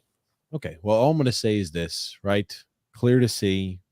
Should have been given the opportunity first. Never was. He played well. Was it odd? Did you find it odd at the end of the first period when they interviewed Patrick Waugh? He's like, yeah, the bounces just aren't going our way. I'm like, Jesus, fuck, dude. You're down 3-0 into a series, and you're talking about bounces not going your way. I'm like, please, man, please. Maybe you should stop cursing all the time. Maybe let's see if we can get you. That's why you could never be a head coach. You'd have to be. I think that would I think it would be an energize the team, bro. You'd be on 7-second delay all the time. Johnny Mac, Grumpy. I hope the Islanders don't get delusional and sign Lou to an extension. Well, I think they probably already did that last off season. Yeah. Yeah. Just making the postseason gave him that delusion. John Smith said, "This offense sucks. It's really hard to watch." It is. Our offense is miserable. When you have Casey Cizikas on the first line, your offense is bad. When you look up and down the lineup and you're like, "Oh yeah, Pierre Engvall is playing meaningful minutes." When you look at the guys that we have to deploy out there, it should tell you all you need to know about the team's offense. We don't have enough offense. We don't. Nope. So yeah, here's the thing. It makes it sometimes hard to watch. It was a struggle to watch at times today. I'm like, oh, man, maybe we'll go ahead and get some lucky bounce. And there it was. We did. Here you go. Tony Cheese said, TJ seems like a Foo Fighters guy. Like he thinks their new stuff is groundbreaking. What a loser. I didn't even know the Foo Fighters were coming out with new songs. I don't know. Anyway, REC, Grump. Hey, boys, the amazing moves of Lou. You got to admit, you never thought Robert Bertuzzo was going to be part of an overtime masterpiece. Good for him. You know what? I'm happy for Robert Bertuzzo. He won't be here next year. Good for him. I don't care about Robert Bertuzzo. Do you really care? Be honest. Do you really give a shit that he scored or had an overtime assist? I'm glad. Why would I not be happy for him? He's played like shit all series long. I'm not congratulating one freaking assist. It nullifies poor play. He's been okay. He's playing to his ability level at this stage of his career. I have no problem with Robert Bertuzzo. He's not. Now, here's the thing. I will have a problem if they try to sign him to a big, massive extension. That's when I have problems with guys. He shouldn't on a good team. Do you think Robert Bertuzzo is playing every night on a good team? No, because he was waived earlier this year. I'm sorry, he was traded by St. Louis. Okay, he wasn't even in St. He was a healthy scratch in St. Louis. But he wouldn't be starting on this team if Scott Mayfield was healthy. That's the only reason we picked him up. Yep. So I mean, good for Robert Bertuzzo. I have no problem. I'm happy for him. Good for him. How much hockey you think he's got left in him? How many more? Maybe a year. No hockey left. Okay, maybe a year on some other team or as a seventh guy somewhere. Good for him. Why would I not be happy for him? You're just. I don't know what your problem is. I don't see why you can't be happy for a guy like Robert Bertuzzo. Who cares? Why? Like, I'm happy for him. What you know? Who I'm happy for on this team? I'm happy that certain guys shut their haters up. And as soon as he's playing through a little bit of an injury. My God, those haters, the same exact group of people who couldn't wait to bombard him after the first game of the season after poor play, and he put up 70 points on the year and shut their mouths right up. I'm happy for guys like that. Consistently overcoming the adversity and the hatred. You want to know why he takes I'm happy with. You want to know why a simple question like that takes, and this podcast is on here for 5 or 6 hours at a time, because it's not even what the question was. 5 or 6 hours? What are you smoking? We don't have a 5 or 6 hour podcast. Please stop. I'm just not celebrating. I'm not celebrating Bertuzzo. You celebrate every other shit heap that we got. I said I'm happy for him. All I said was I'm happy for him. Yeah. Then you had to go on a diatribe. Well, you're not happy for a guy. Okay. Drew says, meh, all I know is the NFL draft was way more entertaining than this Islanders playoff series. I'm sure we'll talk about that tomorrow night. Yeah. PB says here, Tampa and Florida series is night and day compared to the Canes and the Islanders series. Talk about a fast-paced and entertaining series. Yes, absolutely. Both teams trying to win the game is different than one team trying to win and the other team just laying back, hoping to get, a fly ball pass down there that bounces off a defenseman's skate, or something that kicks off a goalie to the side, somebody cashes it in. All the other series, honestly, are more fun to watch. Maybe not the Rangers in Washington. Colorado and Winnipeg's been a lot of fun to watch. Yeah, they're fun. Edmonton and the Kings has been a lot of fun to watch. The NHL wants that type of hockey. Yes. They just do. And I want that type of hockey. If you're a casual fan and don't have a dog in the fight, that is exactly what you want to see hockey like that. Wide open. Show the talent of the players. Yep. Tony Cheese says game 2 is what I've coined as turtle shell hockey. We've said that a few times on the show here. Go up a few goals and the Islanders retreat into their shells. Yeah, and we just hope and pray to God that the alligator that's chomping down on that turtle shell doesn't break through and eat the turtle. Johnny Mac, Grump. The Islanders, like most teams, just not deep enough to compete for a cup, not good enough to be in the top 10 of the league. Yeah, that's very true. Yep. True cup contenders, how many are there? 6, 7 teams, maybe? Yeah, I agree. Papa says here, I haven't been here in a while. I just wanted to say hello, gents. I told you months ago this would happen. This team is not a playoff team. I'm done expending my time and energy with this franchise. Well, pop on too. Just keep on tuning in anyway. We miss you. But you're right. Yeah. It's very easy. I feel like that's how a lot of fans feel. When you finally get to that point, you're like, why would I spend time 82 nights of the year watching our team be mediocre? Why would I want to? I mean, you got to be true. You have to be a real true fan and stick with the team through thin and thick to do that once you realize that the team is just on the treadmill of mediocrity. State of survival, Grump. Sorokin is definitely not playing right. His angles are off. His adjustment is off. I don't know what's up with him. He's dealing with something. I hope he bounces back next season. I think he was exhausted from all those games, and I just don't. And here's the thing. This is just me just playing amateur psychologist. I don't think Patrick Waugh is the right coach for him. I don't either. I don't think Patrick Waugh is all that he's made up to be. I don't. I just some guys have been good. Some guys have disappeared under him. It's a problem. Yep. I agree. Here you go. Drew L., grumpy old man. A specific backup, even called Sorokin a $66 million backup. Yeah, Phil was calling Sorokin a $66 million backup on Twitter. All right. Freedom Fund Adventure, Grumpy. I want the Islanders organization to return to being a team that other teams are intimidated by and have zero desire to play. I want teams to feel like they have zero chance to beat the Islanders.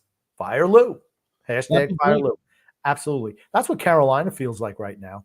Oh, yeah.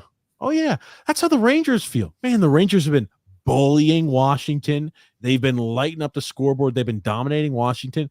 They're happy. Guess what?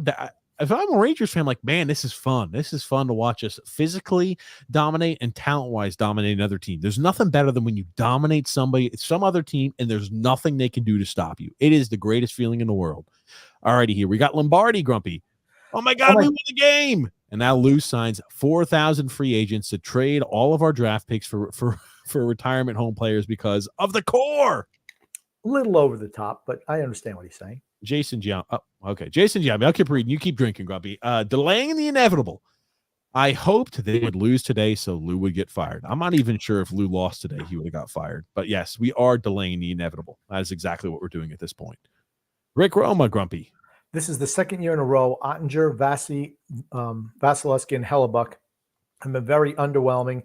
And Sorokin, well, you know about Sorokin. So I'll say it again. You need a hot goalie to win a cup, not a great one. I think Vasilevsky's been really, really good at times.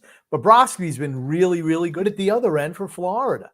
Yep. Hellebuck, I mean, I don't know what the deal is with him. Ottinger's been a little bit off, and as he was last year. And Sorokin, I mean, things had gone wrong for him before the playoffs even started.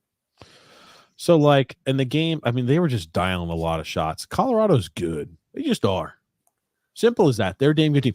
What you need to win a cup is multiple Hall of Famers playing in their prime. That's how you win a cup. Not true. Not true.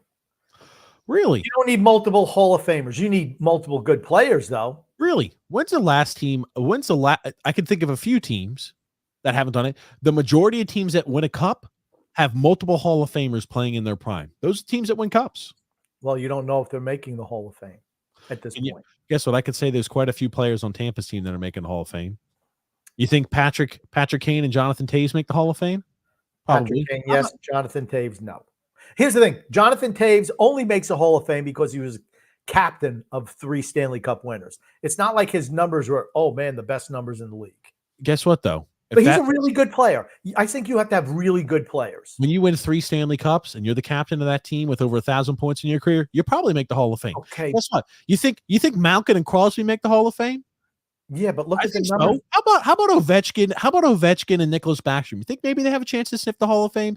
Guess what? In order to win, you need multiple Hall of Famers playing at top level. That's what wins you a Stanley Cup. None of the other shit. That is what consistently gives you a higher chance to win the Stanley Cup. Again, All right. I disagree. That's Jason Giambi. We'll talk about that in the offseason. The definition of mediocrity, the worst farm system in all of hockey. True, and true. Okay. Isles, Mets, Jets fan says here, trade Barzal, Horvat, Dobson, and start over. No. You're not going to be able to trade guys like Barzal and Horvat at this point. And Dobson, you could trade. Why would you? If you trade him, it's because 20 your GM has made so many mistakes that it's the only way you can try to move forward. You can't trade a 24-year-old defenseman who scores 70 points in a year. That's a no. And is your best defenseman. You can't do that. I mean, that's really blowing up time. Like I said, if you move Sorokin before his contract comes in, that's fine, as long as you're saying, all right, we're going to move Nelson, we're going to move Palmieri, we're going to move whoever else we can off this team, and we're going into rebuild. But you keep Horvat's immovable, like TJ said. You keep Barzell, you keep Dobson, and you're going to have to get another goalie, because we saw when Varlamov went down, all they had was Sorokin. What happens if Sorokin's gone and Varlamov goes down? Who are you going to play? Ken Appleby? Come on. Already here. David R. Grumpy. Sorokin needs to see a shrink after being awful last playoffs, including and especially the final goal. I disagree, David. I'm sorry. So this is the picture that keeps on getting passed around. Now, I'll tell you, I think Sorokin absolutely is done for the years. We've talked about it. I think he's done. When you go ahead and get yanked, and this is kind of where you're sitting, you're just like, oh, shit, you're done. You're done. Done. You're trying to tell me the Devils wouldn't take him? Think about the Devils. Think about a team like Carolina. You think Carolina would take him in net? I don't know what's going on with Sorokin. I'm not as concerned as others. There's definitely is room for concern, though. And I think the real concern is if there's an issue with Patty Waugh and him. I agree. That's where the real core issue is, not him having an off year. Freedom Fund Adventure. I'm 1,000,000,000% opposed to trading Sorokin. Chances we see a goaltender this great again in our lifetimes is small. True. I'm not advocating for trading him, but here's the thing: if some members of the fan base are 100% behind trading our franchise goaltender to put the backup in there because of the 25 games he played this year, and here's the thing: Varley has looked like shit at times too, right? Let's just be honest. Okay, Varley did what Varley did. Okay, Varley gave up fucking 2 goals in 9 seconds. Not tracking the puck on one of them, kicking him in. Right? Like, I'm not blaming Varley for that loss, but if that was Sorokin, man, would we not stop hearing the hate and abuse towards Sorokin? Oh, he's got to do better than that. He's getting paid this much. He sucks. The best players always get the brunt of the blame. It's just, and those are the players who do the most. It just comes with being the best players. PB says here, I've been dying to see Waugh throw sticks on the ice during the series. I thought it was close today. Thought he was close there today. There are a few calls that every time the camera panned over to him, his face got redder and redder. Okay. I think that the penalties have been unbelievably fair at this point. They're kind of letting them play, and they're not. I don't think they're over officiating. So Michael O'Donnell, Grump.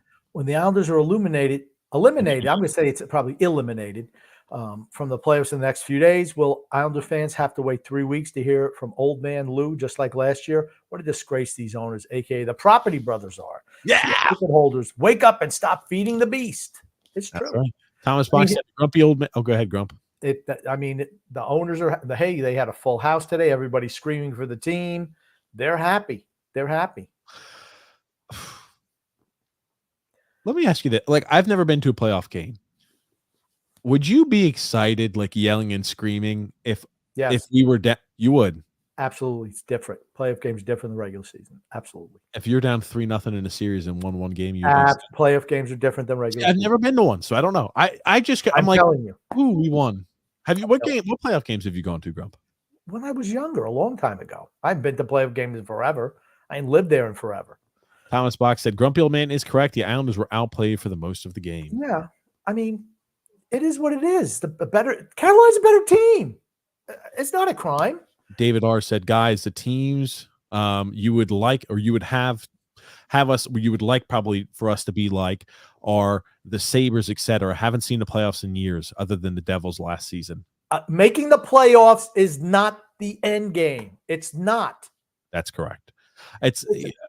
I would 100%. I'd rather be Ottawa. I'd rather be Buffalo. I'd rather be the Devils. Yeah, I'd rather be every single one. I'd rather be at this point Columbus, because guess what? At least they understand. I'd rather be Pittsburgh. I'd rather be Washington. Here's the thing. Those shit heaps at least realize that we're not good enough. We need to sell at deadlines. We can't continue to add pieces. We did that for too long. The Islanders still think they're good enough to win a Stanley Cup per right out of the words of the GM, and that is dangerous. The longer he stays here, the more damage he can cause trying to double down on a team that's well past their peak. That's the problem. All of these other teams have at least admitted that they're not good enough, and hell, they're down there in the suck zone, but with hopes, if a rebuild goes correct, that they can get out of that. Alex K. Grump. The Islanders are the Chicago White Sox of the NHL. No, like they're that. Not the Chicago White Sox. I like that one. I like that one. That's even more insulting than the Minnesota Vikings. That one's yeah. Well, but Chicago's not good. There you go, David R. Grump. We need guys with higher compete levels. Our guys have high compete levels. Our just talent isn't there. Yeah, I mean, you're just getting beat by a better team.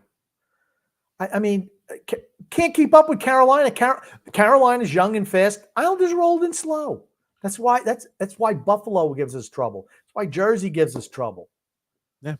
Christopher C. Grumpy, today's win proves that Carolina has a weakness. If we can dig into that weakness Tuesday, we'll win. Slim, but what was the weakness?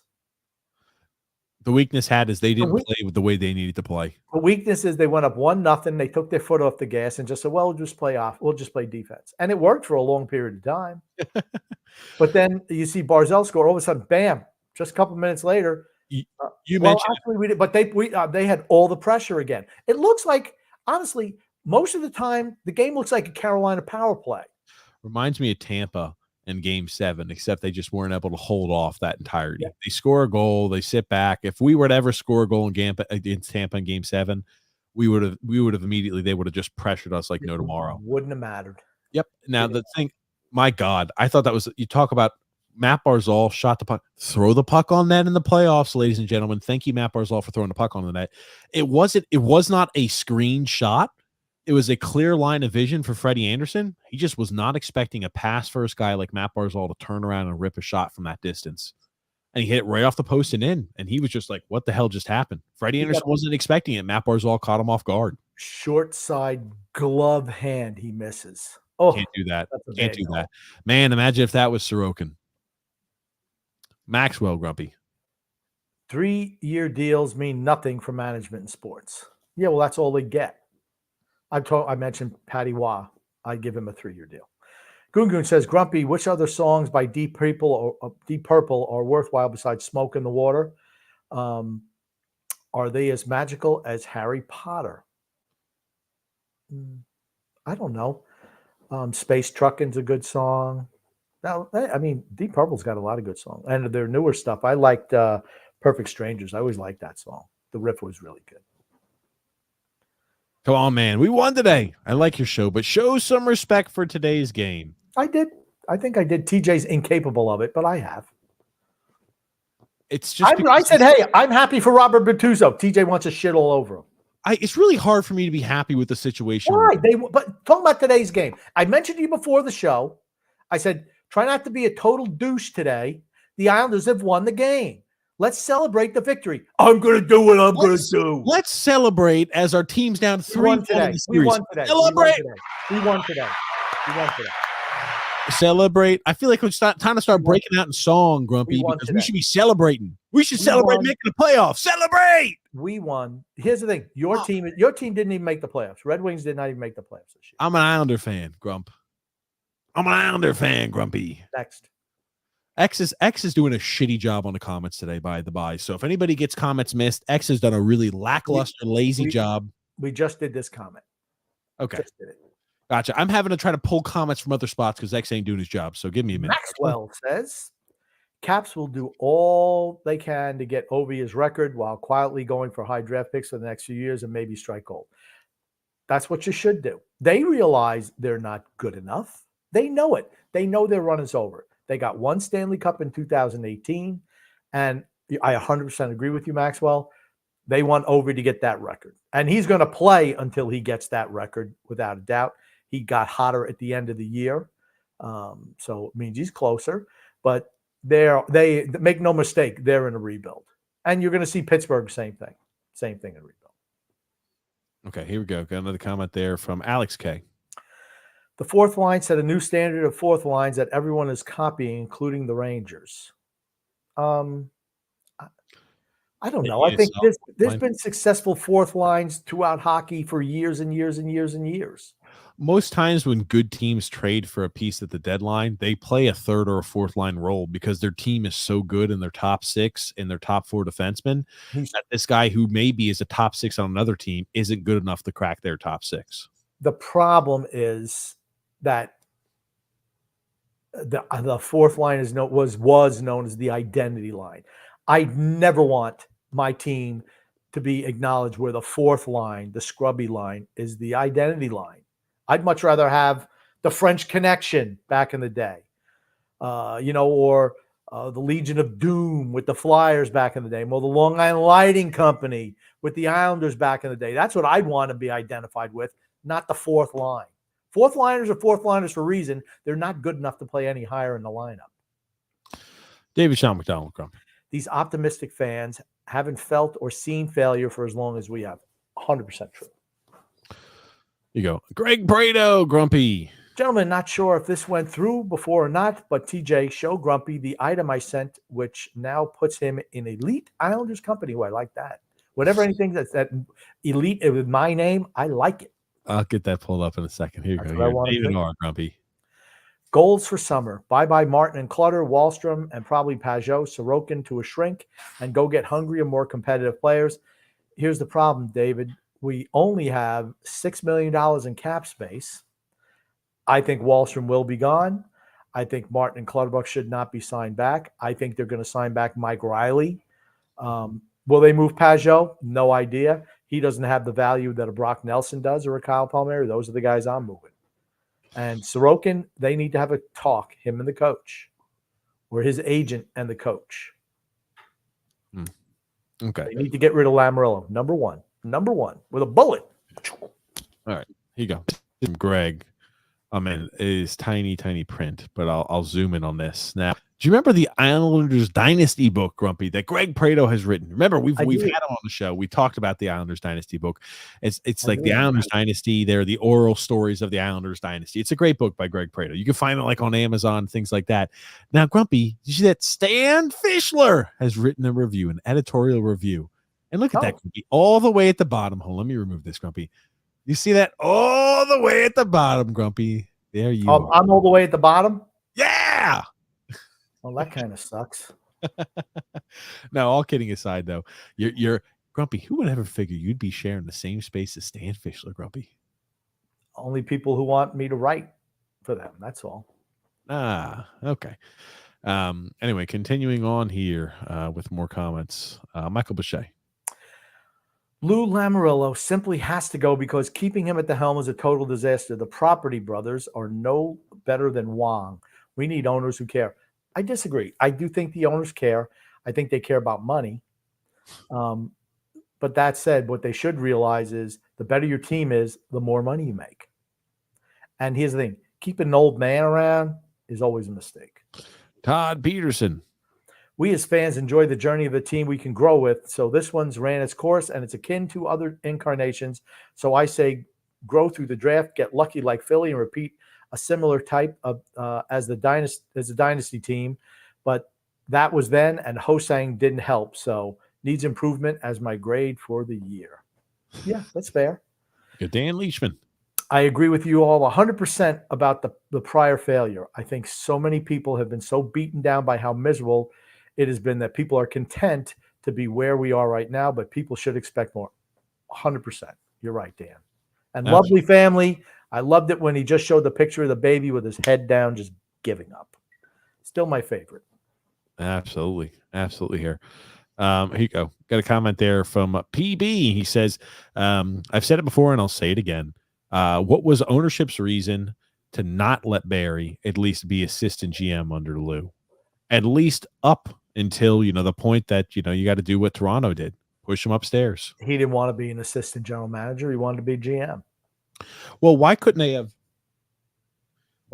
done that earlier? Made him assistant GM earlier. That's what he's saying. Why couldn't they, as he was head coach, give him a additional title as assistant GM? You can't do both jobs. Not in the modern sports world. You can't do both jobs. Okay. How'd it work out for Bill Belichick? Multiple Super Bowls. Yeah. Okay. When you had the All greatest. right, stay off that topic. No. Here's the thing. When you had the greatest player of all time, you win multiple Super Bowls. As soon as he All wins, righty, what move happens? on. What Next happens? topic. All of a Next sudden, topic. he lost his magic touch? No more. No Great more players. Brady. Great players win you games. You know it. You said it before. Can't win a Stanley Next Cup without topic. multiple Hall of Famers. Another comment from Goon Goon, please. Tom Brady's the greatest, says Goongun. I agree. He says, I defy both of you dashing guys to voice your bold opinions regarding which NHL team will be sipping apple cider from the Stanley Cup after the season is fully plucked.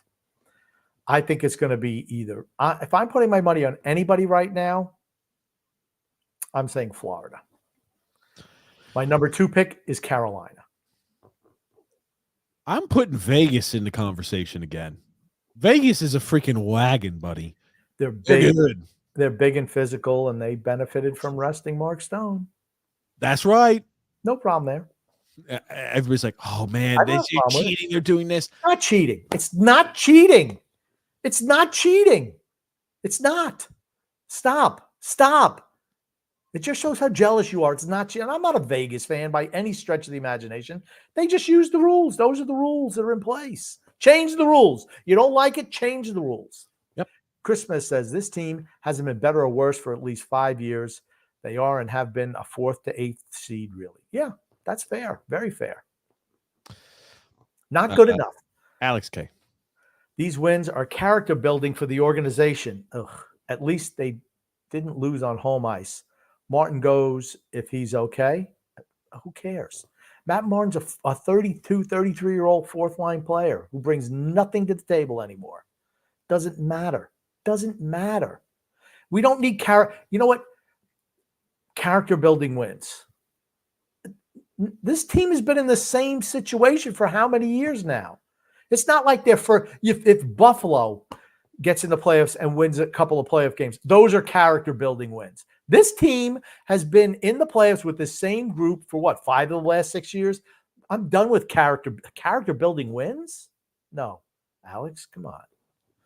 If it's a young team, okay, a Detroit, a Buffalo, like I mentioned before, a Jersey Devils. Those are character building wins, right? The Devils beat the Rangers. You would think, man, that's character building. Well, what happened this year? Weren't even good enough to make the playoffs. Other issues notwithstanding. JP. Character building wins. JP says, give Matt Darche a chance at the next GM. It's going to be ugly 10 years if Sam Pollock's the freaking next GM. Yep, Sam Pollock is dead. Was a good GM for Montreal years and years and years ago. Similar situation. Hey, Lamoriello, let's not forget, Lamoriello ran the Devils into the ground, and he tried to do it with Toronto, and they just booted him upstairs. We're not having any of your shenanigans. Sam Pollock, not to be confused with Jackson Pollock, Grumpy, the great painter. Next comment, please. Joe Valone says, not even a little clap, Grumpy. Oh. Joe Valone says, we are a dynamic score away from being a possible contender. We are much further away from being a dynamic score. Joe, are you serious? Joe, come on now. Here's the thing. Now, the leader of the Lamanites did mention that the Islanders are two players away from being contender. What he didn't say, their names were Gretzky and Orr. Okay, that's the difference. And I still would say they're 3 away. Throw in Lemieux too. I'm going to be honest with you. 3 postseason wins in 3 years. Is that close to winning a Stanley Cup? No. Haven't even won a series in the last 3 years. You think that's close? That's my point. We're not even close. Todd Peterson says, I bet Lee didn't like the idea of going into the summer with a bruised jaw after that Orlov elbow. Play mad, Lee. I think Anders Lee has been our best forward from the throughout the whole series. I'm changing my view on him. I wanted to buy him out. I don't now. Yep. He's showing that he cares. And maybe it's just because Patty Waugh is coach. I don't know. Or maybe the fact that we're just going to leave you down on the third line, which is where you belong. It could be. But he's played inspired hockey. I've liked what I've seen from him. Yep, absolutely. It's about as much as I could say. Nothing if not fair on this show. Yep. Maxwell. Maxwell says 3-year upper management deals mean nothing in sports. You can blow Lou out of the water, no problem. I just don't think they want to. Yeah, I think Lou wants to hang around and make sure Fredo gets a gig. It's like Hyman Roth. He thinks he's been dying of the same heart attack for 20 years. He thinks he's going to live forever. I keep forgetting about that as a possibility because now, like Patrick Waugh here, things feel a little different. But I'm like, could you imagine Chris Lamoriello getting the GM job? You would see the same thing that you saw from Patty Wise you did in Colorado. I'd leave. I think I would stop pulling for the fans. How many times can you leave a job, like a month before training camp?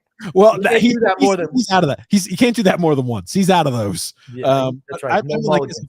Could you? How tough would it be? I'd have a hard time supporting the team if they did that. I really would. It would. I can't see it happening.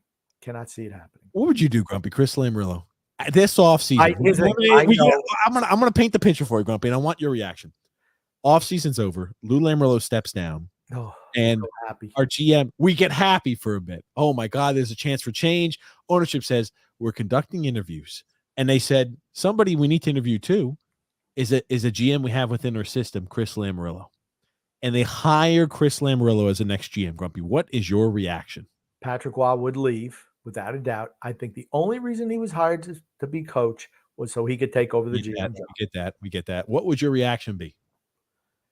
Not Patty Waugh's reaction. I would know. Well, I know he found Hudson Fasching, so I guess our whole team would be guys like Hudson Fasching. And I like Hudson Fasching, but he's a bottom 6 guy. Would you still watch every Islander game like you do now if Chris Lamoriello was announced the head or the GM?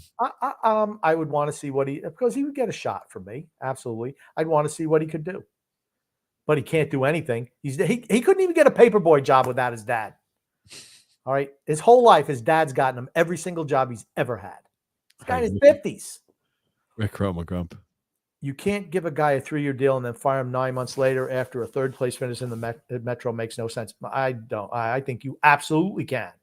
If you think that the team is going in the wrong direction or he sold you a bill of goods where they said, hey, you get 1 more year with this group. I know we want to give you the extension.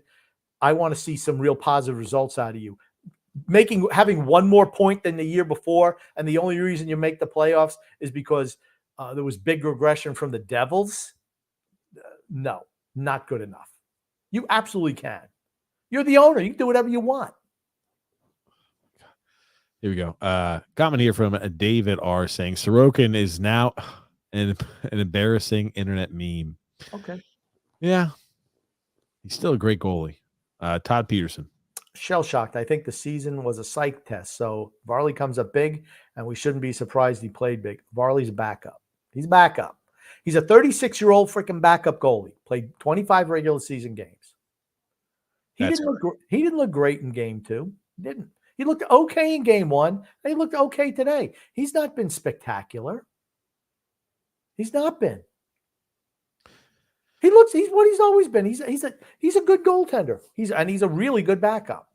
The love we continue to hear about Varlamov is I'm like, stop. Stop. Please. I don't care what people forget. The second playoff run, if it wasn't for Sorokin, we lose in the first round of Pittsburgh. Yep. Absolutely. Varley giving up goals the first shot every game, like he did in this series too. That's what he does. David Rosenthal says Trotz wasn't for youth, and it was Lou who wanted Barzal to be able to be Barzal. Trotz was the guy hard on the youth. I think he wanted to get everybody. I think he was hard on Barzal to try. It's like you're breaking a cult. And I think Barzal's a better overall player because of Barry Trotz. Barry Trotz did not pick up the players. That's on Lamoriello. Lamoriello traded Devon Taves and kept Nicoletti. Maybe Trotz told him who he wanted. Wouldn't surprise me. But as the GM, you should have been smarter and taken the younger guy on the cheaper price. He didn't. And it's hurt us ever since. I don't disagree. He did have warts. Barry Trotz did. And I wonder if it was, sometimes they'll try to pick on the best player to try to bring everybody else's play up. The only thing is everybody else's play on the surrounding team didn't have another gear. So it just made it look like they were vilifying and picking on Matt Barzal. I just want to read something. Rick Mora at 7:15 put up a comment. Why don't you read it then? I am. Sorokin let in 2 goals in less than 10 minutes. Terrible. Okay. Varley let in 2 goals in 9 seconds. Even worse. In the last 2 minutes of the game in the third period with the lead. That's what we like to call collapse. Matter of fact, they scored 3 goals in 40 seconds. The fastest 3 goals in Carolina Hurricanes playoff history. Is it 40 seconds? I thought it was like a few minutes. No, it was in 40 seconds. Alrighty. Well, that's also the empty netter. Alrighty. Caragor Munson says unpopular opinions. Gregory Munson. I'm pronouncing his name wrong. Caragor? Who the hell is Caragor? Gregory. It's Gregory. Gregory. Why don't you? I'll let you read this comment then. Why don't you go ahead and read this comment, Grumpy? Unpopular opinion. Anita Hahn job. Should replace Shannon Hogan next year. Ah, yes. I think Anita Hahn job. Get it? I agree. I think he may be right there. Anyway, Rick Roma says here who starred that comment? Was that Son X who starred that? Son X, of course, starred that comment. I misread his name on purpose. I misread a lot of names, but yes, I can pronounce Gregory. I misread the name. You could. Yes, I can. Anyway, Rick Roma says the ownership gave Lou 3 years because they think he's doing a good job. There's no way they'll suddenly change their minds because they probably take this year as a success. There's a lot of Islander fans that think this year's a success too. Well, it's not. It's a failure. To be a success, we had to at least get to the conference finals. Is that what you said, TJ? Yes, that's what we all said. Okay, then this year's a failure. Lou is here for at least another year, so rebuild or retool is still on hold. Well, expect more failure. See you later, first round. I don't know what. Okay, so don't expect anything to change. Nothing. Hey, Brock Nelson, get ready to ink a big deal this offseason. Same thing with you, Kyle Palmieri. We need to go ahead and get you guys signed. That would be another tremendous step back for the organization. That's what I think. I think here's the thing. I'm going to guarantee you Riley gets re-signed. That you can book that. I wonder how many years. I wonder if he gives him like 3 or 4 year deal. He used to get 1 year, $1 million. That's it. Who's this, DJ? This is Mr. B. Mr. B. Mr. B. Love my team, but wish they just lost. Let's get on with the reboot. 100% agree with you, Mr. B.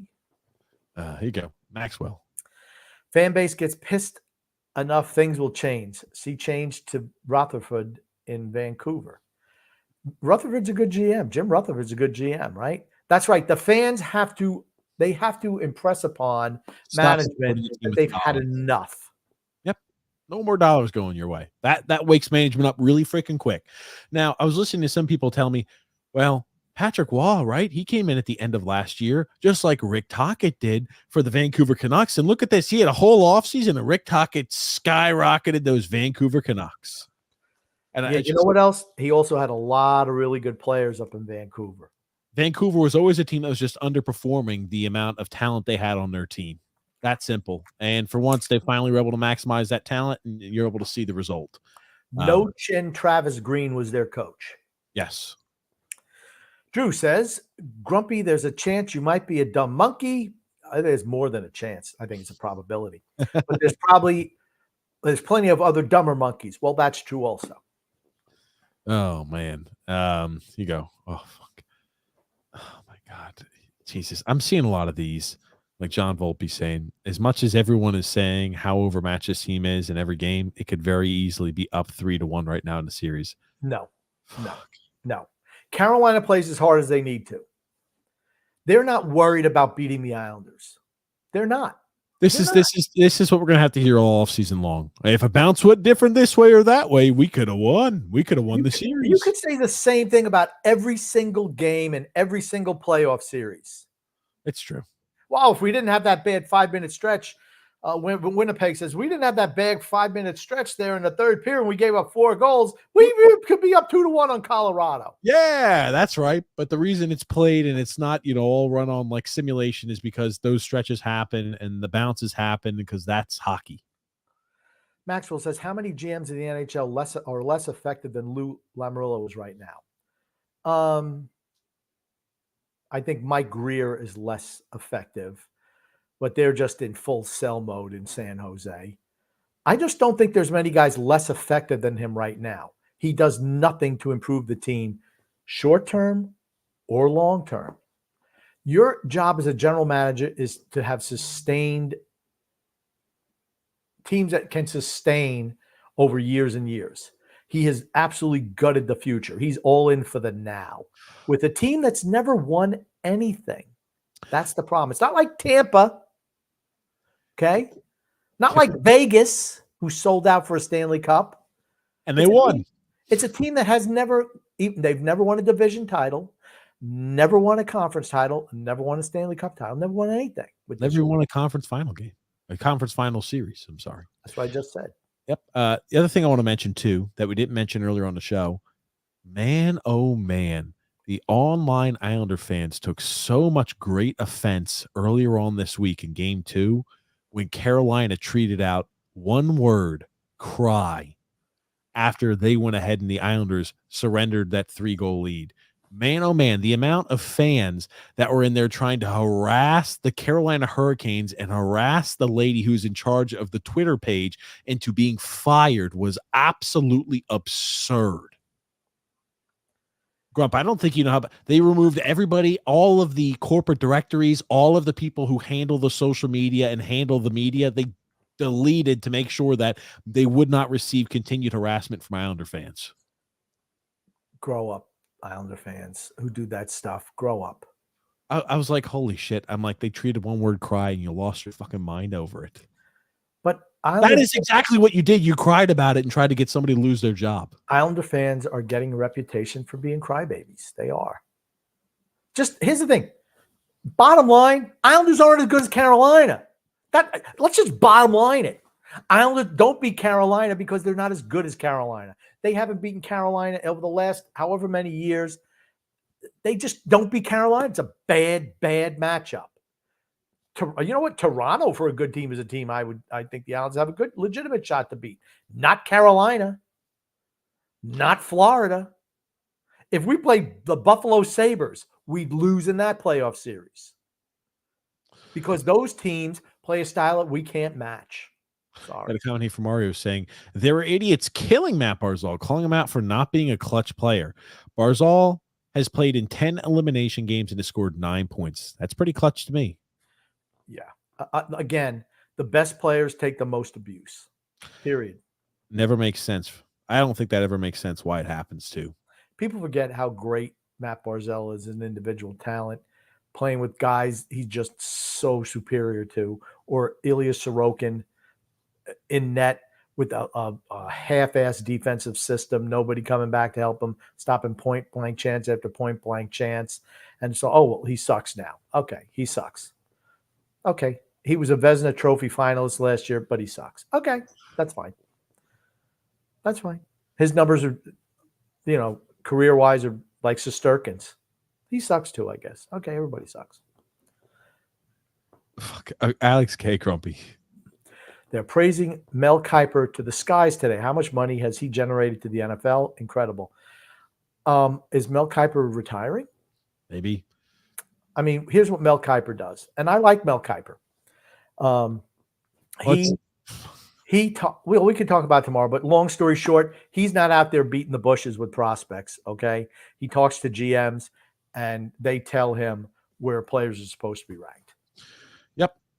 That's about it. Now, I'm not putting him down, but he's not like he's going over a ton of tape. X starred Grumpy. Just look in the starred section. Look at that comment that X just starred. I'm not reading that. You can't see. I don't see any star things from X today. Nothing. Okay. Anyway, Craig K. Grumpy. Sorokin isn't 100% mentally there. It's probably Waugh coming in and dogging him early in his tenure. I hope he can come back and get to the level he's capable of. That's, like I said, that's an off-season thing. They need to have a talk. Or there has to be some type of communication, because goaltenders can be fickle creatures. They absolutely can be. Up one year, down the next. Hey, I remember Patrick Waugh getting pissed off and saying, I'm never playing for Montreal again. Walks off. I'm never playing for you again. And he never did. So that's part of being a hothead. It always pissed me off that he got traded to Colorado. They should have sent him to frickin' Siberia. Michael Bichet. Truth is, we've been stuck with shitty owners and shitty GMs. We have to break this freaking Boston connections. Okay. We'll touch about all that in the offseason. Maxwell says the greatest thing about Patrick Waugh is Patrick Waugh. Just ask Patrick Waugh. The arrogance seeps from every pore.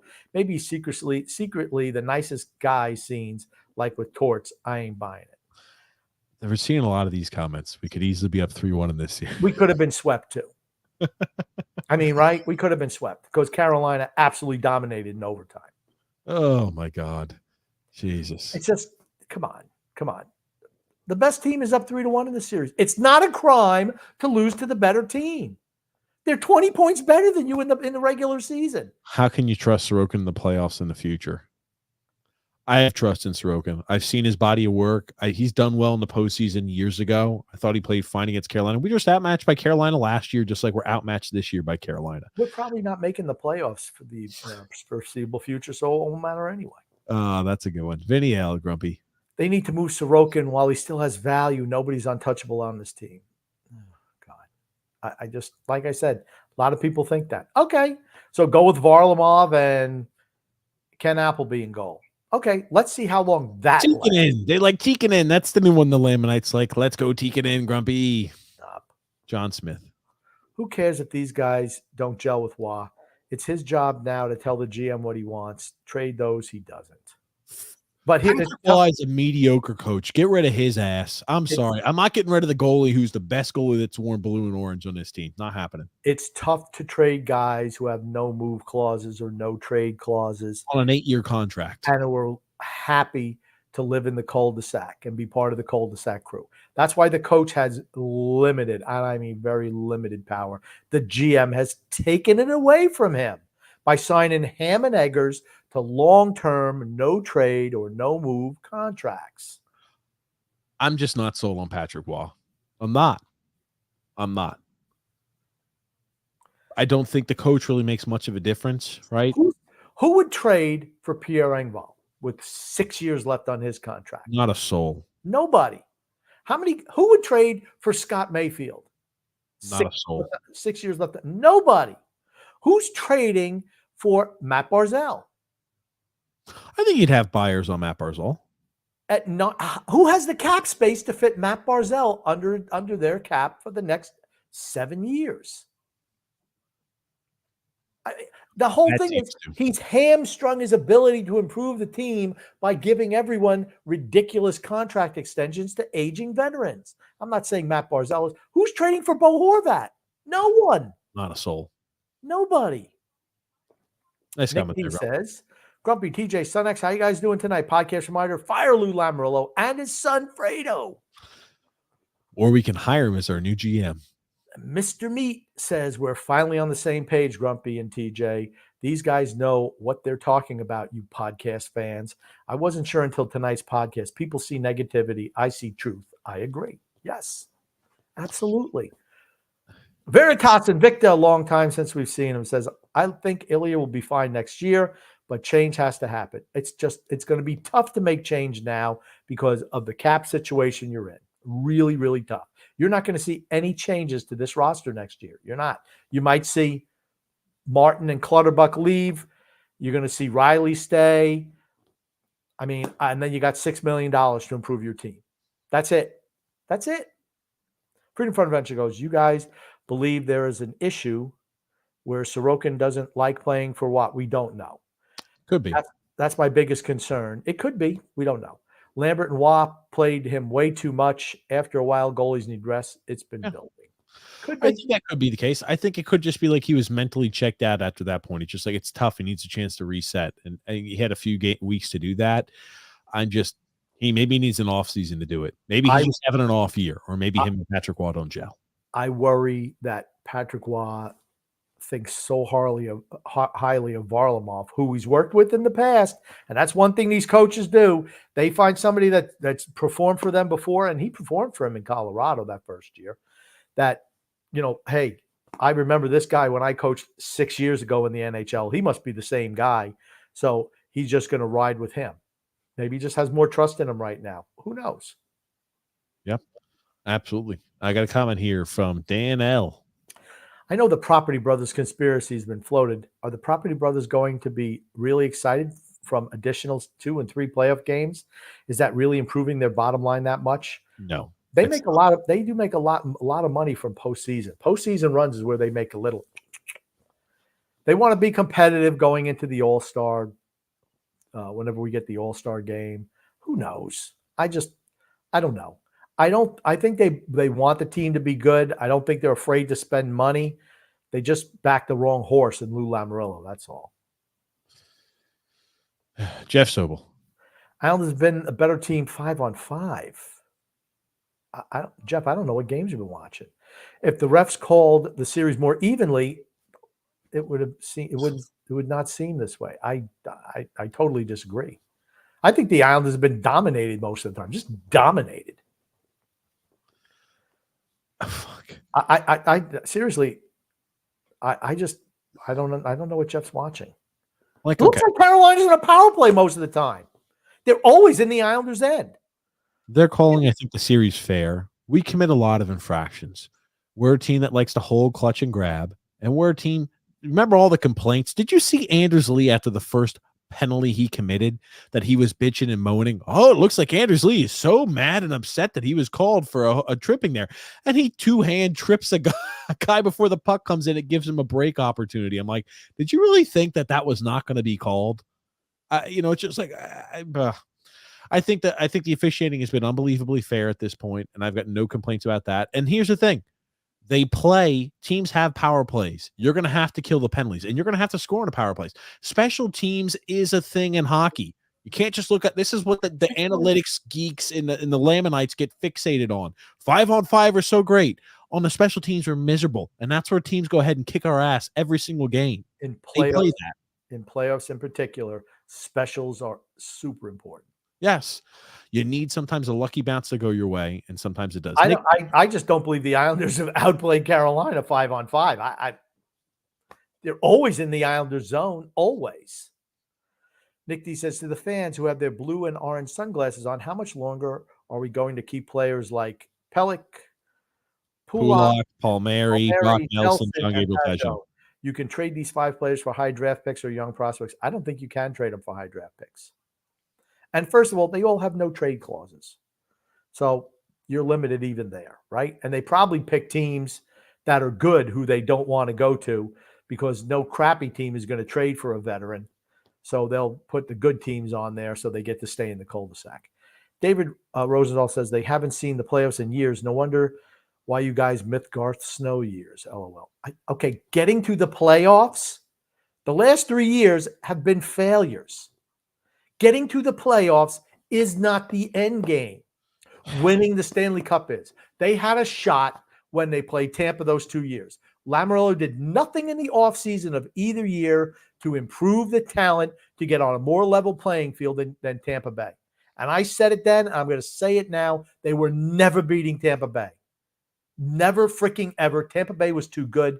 And Lamoriello had a chance to go out and do something in the offseason, and he didn't do it either year. He traded for bit pieces to fortify the bottom lines, as opposed to what was really needed, which was leading scorers. We needed scorers up there to beat Tampa. Didn't do it. 2 years in COVID years, and then all of a sudden we're back to being what we were before, pretty much. Okay, we're close to making. We make the playoffs, we squeak into the playoffs, and we get beat by Carolina. Sorry, not good enough. Yes, I agree. Goal is not the postseason. It's to win a Stanley Cup. Mr. Meat. I really expect the Islanders to be swept. I was wrong. Grumpy was right. He said the Islanders would win at least one game. Just wanted to give Grumpy his credit. Thank you, Mr. Meat. Yeah, gentleman's sweep. That's fine. I thought the Islanders would win game 3, though. I thought game 3 would be the game they'd win. Maxwell said, somebody said not all NFL owners are working for a Super Bowl. Same applies with some NHL owners. 100% agree. 100% agree. Rick Rock. Very entertaining hockey game today. Barzell went beast mode when we needed him most. This kid bleeds blue and orange. Also, Sorokin was broken by the Stastny goal last playoffs. It's in his head. I don't think that has anything to do with it. Rick Roma says, I like some of your guys' takes, but there's no way Noah Dobson is a $10 million per D man. I like Dobson, but his AAV better start with an 8. That's TJ saying he's $10 million. I never said he was $10 million guy. He's not. Here's the thing. He's not going to get paid more than Matt Barzal. That will not happen. Yeah. On this team, it won't. It when will your not. defenseman putting up 50 points, 49 points, and 70 points at the age of 24 years old, you're going to get paid. Get ready to pay. Well, if you don't pay, you won't be able to keep him. He will. The salary cap will be up when he comes up his first year free agency. So maybe he gets pushed to that. But you're not seeing any D-man making over 9.5. What are you talking about? Well, Carlson, right? But that was defensemen that make more than $9.5 million a year. What are you smoking? How many guys make over 9.5? I'll pull it up. You're okay. I could think about names right off the top. Darnell Nurse makes more than $9 million a year. Darnell Nurse makes 9.5. How many D-men make Seth 9.5? Jones makes 9.5. Are those players better than Noah Dobson? It doesn't matter. I said this. Carlson, I think, is the only guy who gets paid. Like he gets paid 11. I believe. How much does Drew Doughty make? I don't know. I'll pull it up because I bet he's not making 11, 10 or 11. You're speaking wrong, Grumpy. Okay, All right, let's continue. Bring it up. Matthew D. Bernardo says, "What's the old man's Twitter handle going to be?" That's right. That's me. That's right. I do have to get a Twitter handle. Son X needs to help me set that up. Yeah, when are you gonna get that done, Grump? I don't know. Whenever Son X comes over, maybe tomorrow. Maybe I'll get it up tomorrow. Okay, that's what we're looking for. We'll announce the Twitter handle. We were supposed to do that today, but Son X didn't come over. Meatball Parm. I'm tired of all the fans who love just making the playoffs. I don't know how you do it on Twitter, TJ. Me neither. Here's the thing. TJ, he likes to squabble with people. I'm not a guy who likes to squabble with people. I know I'm right. I don't need to argue with somebody about it. I know I'm right. And everybody knows I'm right too. Eventually, everyone comes around to the grumpy old man's way of thinking. Vinny L says, "I'm happy they won today. Same here. Felt good for the boys. I agree. This could easily be 2-2. 2 words, play on. It could easily be 0-4 too. I mean, Carolina's better than us. I mean, I'm just happy we got a game in this series." So the guys that make over $9.5 million, there's 4 players: Rasmus Dahlin, Drew Doughty, Eric Carlson, Zachary Werenski. You've got multiple. Werenski makes more than $10 million a year. 9.5 is what I don't care said. about 9.5. I said more than 10. You're saying he's going to get 10. I said there's only one guy who makes 10. How many guys make 10 million or more? Carlson, right? No, Drew Doughty and Dahlin. Dahlin's gonna be making $11 million a year. And what does Doughty make? $11 million a year. Okay, those 3 guys. That's it. Noah Dobson's not going to get paid that much money. Here's the thing. He's going to get paid less than Matt Barzal. They're not going to pay him more than Matt Barzal. Okay, They're not paying a defense. They're not going to make their defenseman the highest paid guy on the team. It's just not going to happen. Okay, expect him to be walking when he gets to free agency then. Okay, that's fine. He won't get $10 million anywhere else either. You're nuts. Miriam says Sorokin is going through what Edward Diaz went through a few years ago. Ilya needs a good sports psychologist. Goaltenders are like that. They are like that. Matthew D. If you traded Sorokin, who would you want return? Mitch Marner or a young package, A+ futures and picks? A+ futures and picks. That's they're not going to trade him though. Matthew D also says, was hopeful for a loss today. We kept Lou employed. I'd rather have a change than another postseason game. Same here. Same here. I don't think it matters either way, though. Lou's going to be here. Didn't matter if they got swept. State of Survival said here, have you noticed that Pellet keeps turning over the puck by flipping it right to another opponent's stick? He's not the same guy he was. Nope. Here you go here. We got Jay saying Dobson is a good offensive defenseman, but he needs work in his own defensive zone. He's hurt right now. He's so much improved defensively. He's hurt right now. He's a great offensive defenseman. Yeah. Right. He's one of the top 10 offensive defensemen in the league at the moment.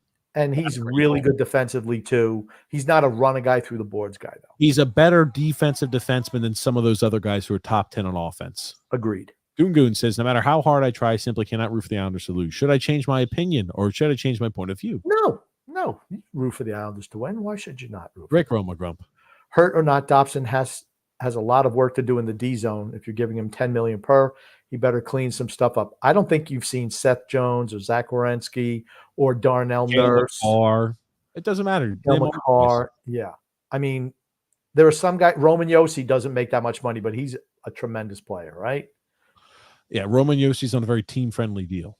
Jay also says here, I saw Holmstrom finish on more breakaways than Grabner ever did. I don't know.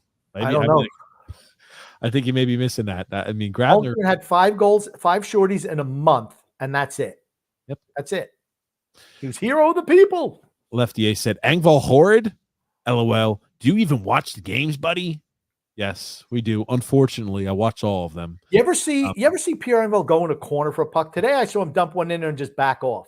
How many point blank opportunities was he going to have today where he jammed it right into the goalie's pads? 2 point blank opportunities right in front of the net, couldn't do a damn thing. He's a bottom 6 player. That's what he is. It's what he'll always be. Nothing more, nothing less. JP says, quick inquiry. I'm not trying to be a wise ass.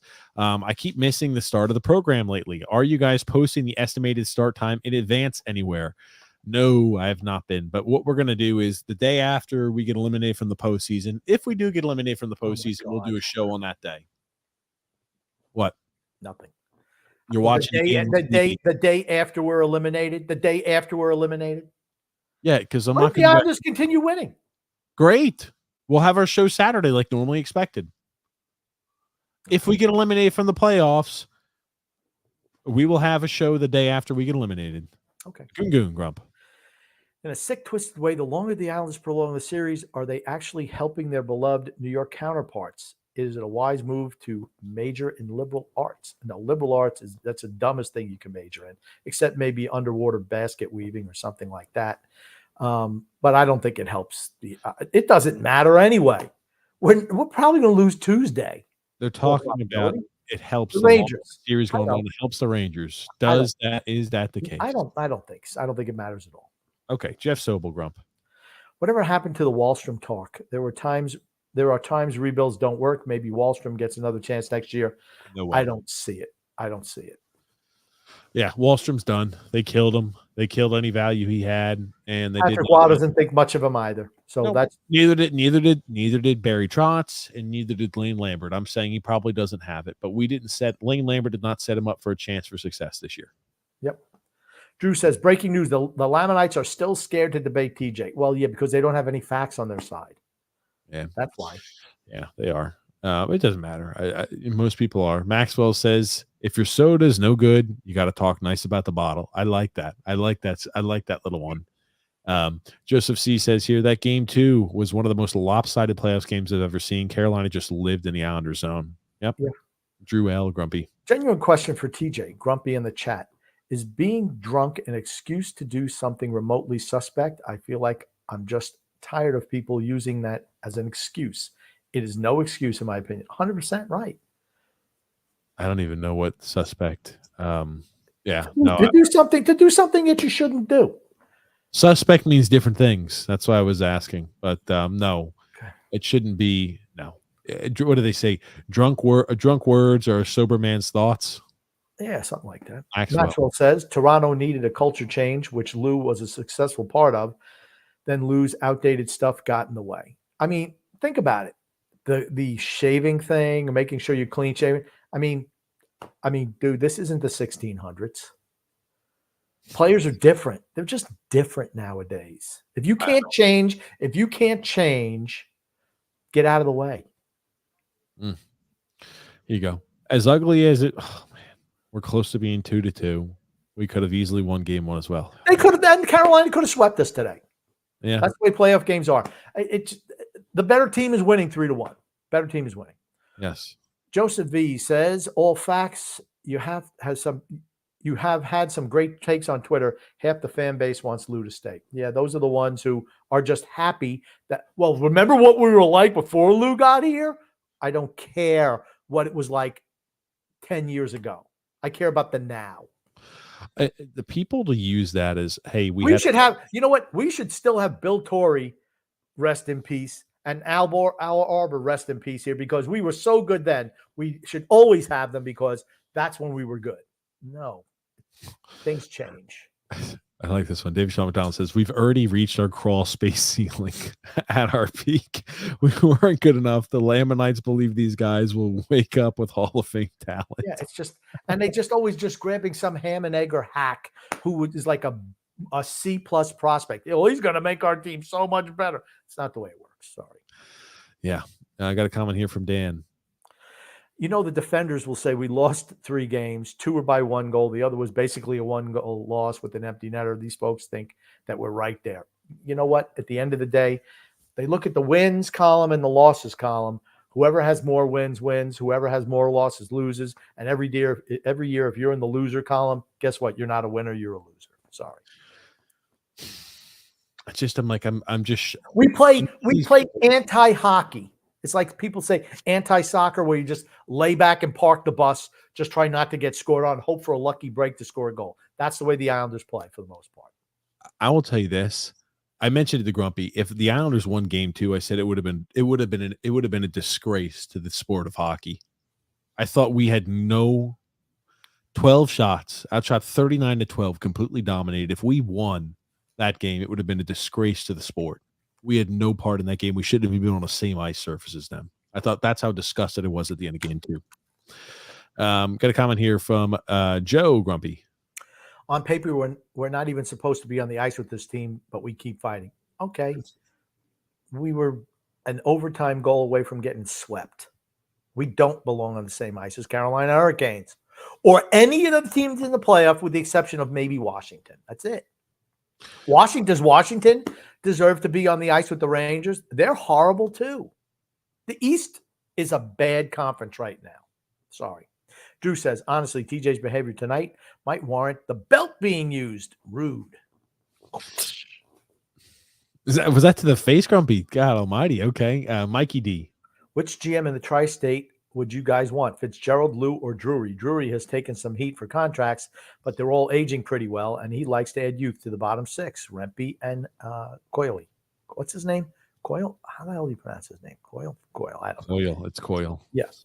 Well, I'm not going to go with how you pronounce Coily, it. Grumpy, Coily. Fitzgerald has done a nice job. He just refuses to get a top-notch goalie. That's a problem.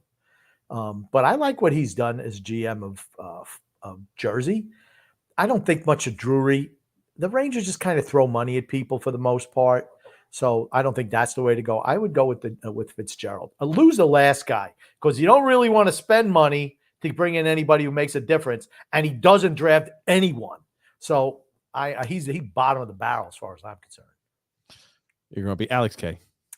These wins are character building for the organization. At least they don't lose on their home. We already read this. We already read that one. Okay. Lex must have posted that twice then. Dan L. I agree with you all 100% about the prior failure. I think so many people have been beaten down. I think we read this one also. We read this one also. Maybe they're done. Morris. Not sure how anyone is happy down 3-1. Now we haven't read that one. We read this one as well also. This has been read also. Jesus Christ, X. Maybe we'll just wrap it up for the night. All right, X, Grumpy, just keep reading, please. Joseph V, well, we're 2.5 hours in. Joseph V says, did the Canes score an even strength goal today? No, I don't think so. They scored 2 power play goals. Okay, so then the Islanders' penalty kill was way worse. I thought they scored 1. I think they scored two power play goals. Or maybe one was right as the one was expiring, or I don't freaking remember. Okay. Oh my God, TJ, he dove. It's not a penalty when Andersley clearly tripped the guy from behind. Jesus, Alexander. Oh man, it can't be helped, Alexander. It was a clear trip from behind. Joe Valone says most of Carolina's goals are on power plays. Well, you got to kill penalties in the postseason. You have the worst penalty kill in the NHL. Worst penalty kill in the NHL this year. Worse than San Jose, worse than Chicago. Sorry. Learn how to protect on against. What does that even mean?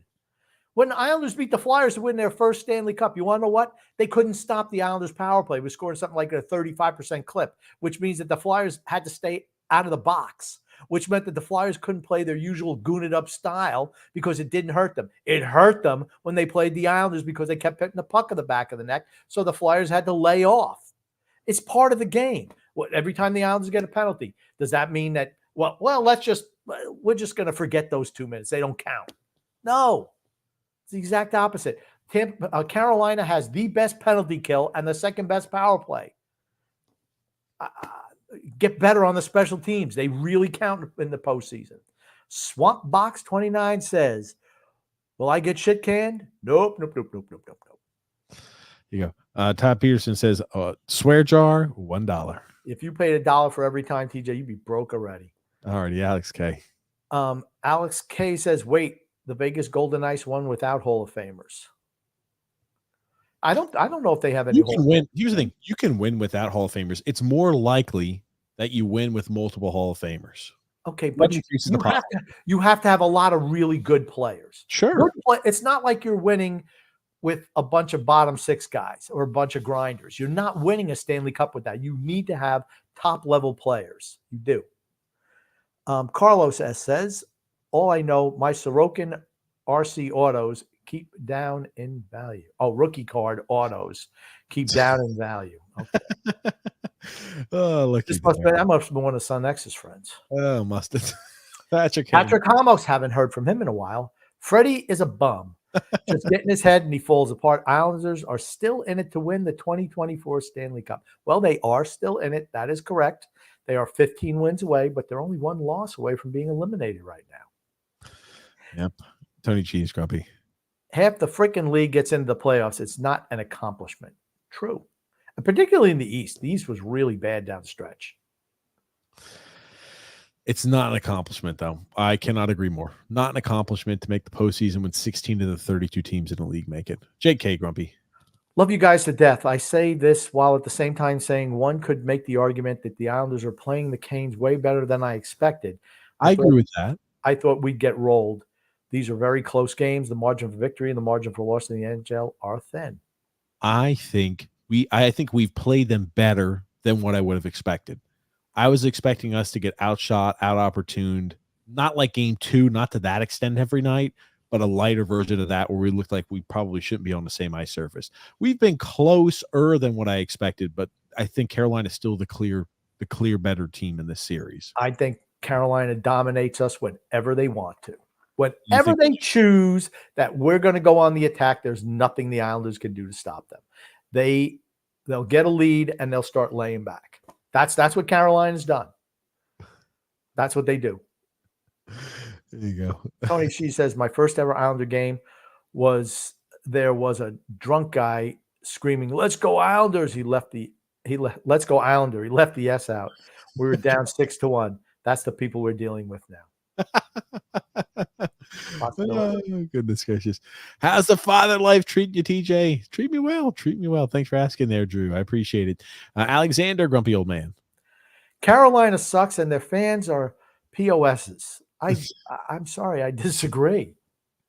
I will say there have been a lot of these Islander people who are shitting on North Carolina and Raleigh, and I'm like, well, what does that say about Islander fans? That's my point. I mean, it's like, okay, you'd be saying the same things that they were saying about you if you were winning and they were losing, if you were the vastly superior team. It's the way fans are. Fans are the same everywhere. They're the same everywhere.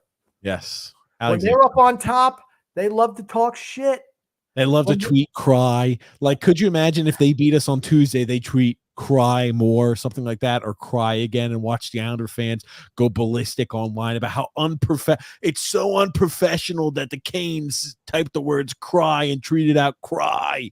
I'm like, they're known for being a bunch of jerks. That's their motto. So they feed into it and they like doing that. Alexander says, we win and we're back in the series, boys. Grump, the Islanders have been the better team in this series. Alexander, I'm just going to respectfully disagree with you on that. Yeah. Freedom from adventure. TJ cracks me up, complaining about nepotism hires. Then he complains about announcers not being good, talking crazy, gaslighted, not speaking well. Man, that's a full-time dump on you, TJ. That's fine. I don't mind. Dan Leishman. I am starting to wonder if Pellick and Pulak are not quite as good as we think. They're not. Trotz made them look like stud defensemen with the team structure. 100% agree. Those two contracts will not age well. Another 100% agree. Who was the guy who said those were bad contracts when they were signed? Do you remember? Well, we both said they were better. It was me. It was me. You thought it was a great contract. I'm like, it's not. You go back and pull out. You have to go back and watch. That was way too much money. Way too long deals for those guys. Way too long. David Grumpy says here, is anybody worried if Dobson gets offer sheeted or is it just me? He's not getting offer sheeted. Just with how much he'll get paid, I'm not concerned. He's got one more year under contract, right? No. Yeah, well, he's got one more year, and he's restricted free agent. Is he restricted free agent this year or next year? He has one more year under contract, and he's not getting restricted. One more year of RFA. So he'll be an unrestricted free agent. He's 24 now. He'll still be under contract when he's 25. His 26-year-old year, he'll still have that year of being an RFA, and then he'll be a UFA after that. Okay. Yes. So anyway, let's see here if we got anything else there. Do you think Jean-Gabriel Pageau is movable? Yes, I do. I don't know how much you're going to get for a guy. An aging 31-year-old number 3 center making $5 million per. I don't know how many years left on his deal. Is there 2 or 3? I don't know how movable he is. You're not going to get anything for him. Pennies on dollar. How about moving Nelson and Palmieri with 1 year left on their deals? How about moving them in the offseason? I'd be fine with that and eat half their cap. Be fine with that. I'm not looking to eat cap. I don't think if it gives me more, I'll do that. I don't think you have to eat cap on Nelson. They're just if it gets us more. If it gets us another 3rd round pick because we eat half the cap hit, I do that. There's no way that either one of those guys should be with us come next year's deadline. That's all I'll say. Yep. Anyway, let's wrap things up here, Grumpy. What do you want to say before we wrap things up here today? I want to say love and laughter to everyone who listens and even those who don't. Big win for the Islanders today. Let's celebrate that. Probably be the last celebration until next year. We will be celebrating if Lou Lamoriello is fired. That is for certain. We'll celebrate if we have a 1st round pick and we don't trade that away. That will be cause for celebration. There are things to celebrate. They may be odd things to celebrate. There will be things to celebrate. Trust us. But thank you so much, everybody, for tuning in here today. We'll be live with you guys. If the Islanders get eliminated, we'll be live with you the following day. So if they get eliminated Tuesday, we'll probably do a Wednesday show. I just have family coming in town on Saturday. So the likelihood of me doing a show, unlikely at that point. So, if they get eliminated on Tuesday, we will definitely be having a show on Wednesday. Thank you so much, everybody, for listening to the show here today. Thank you, Grumpy, for your time. And we'll be with you guys probably Wednesday. Thank you so much, Grumpy. My pleasure.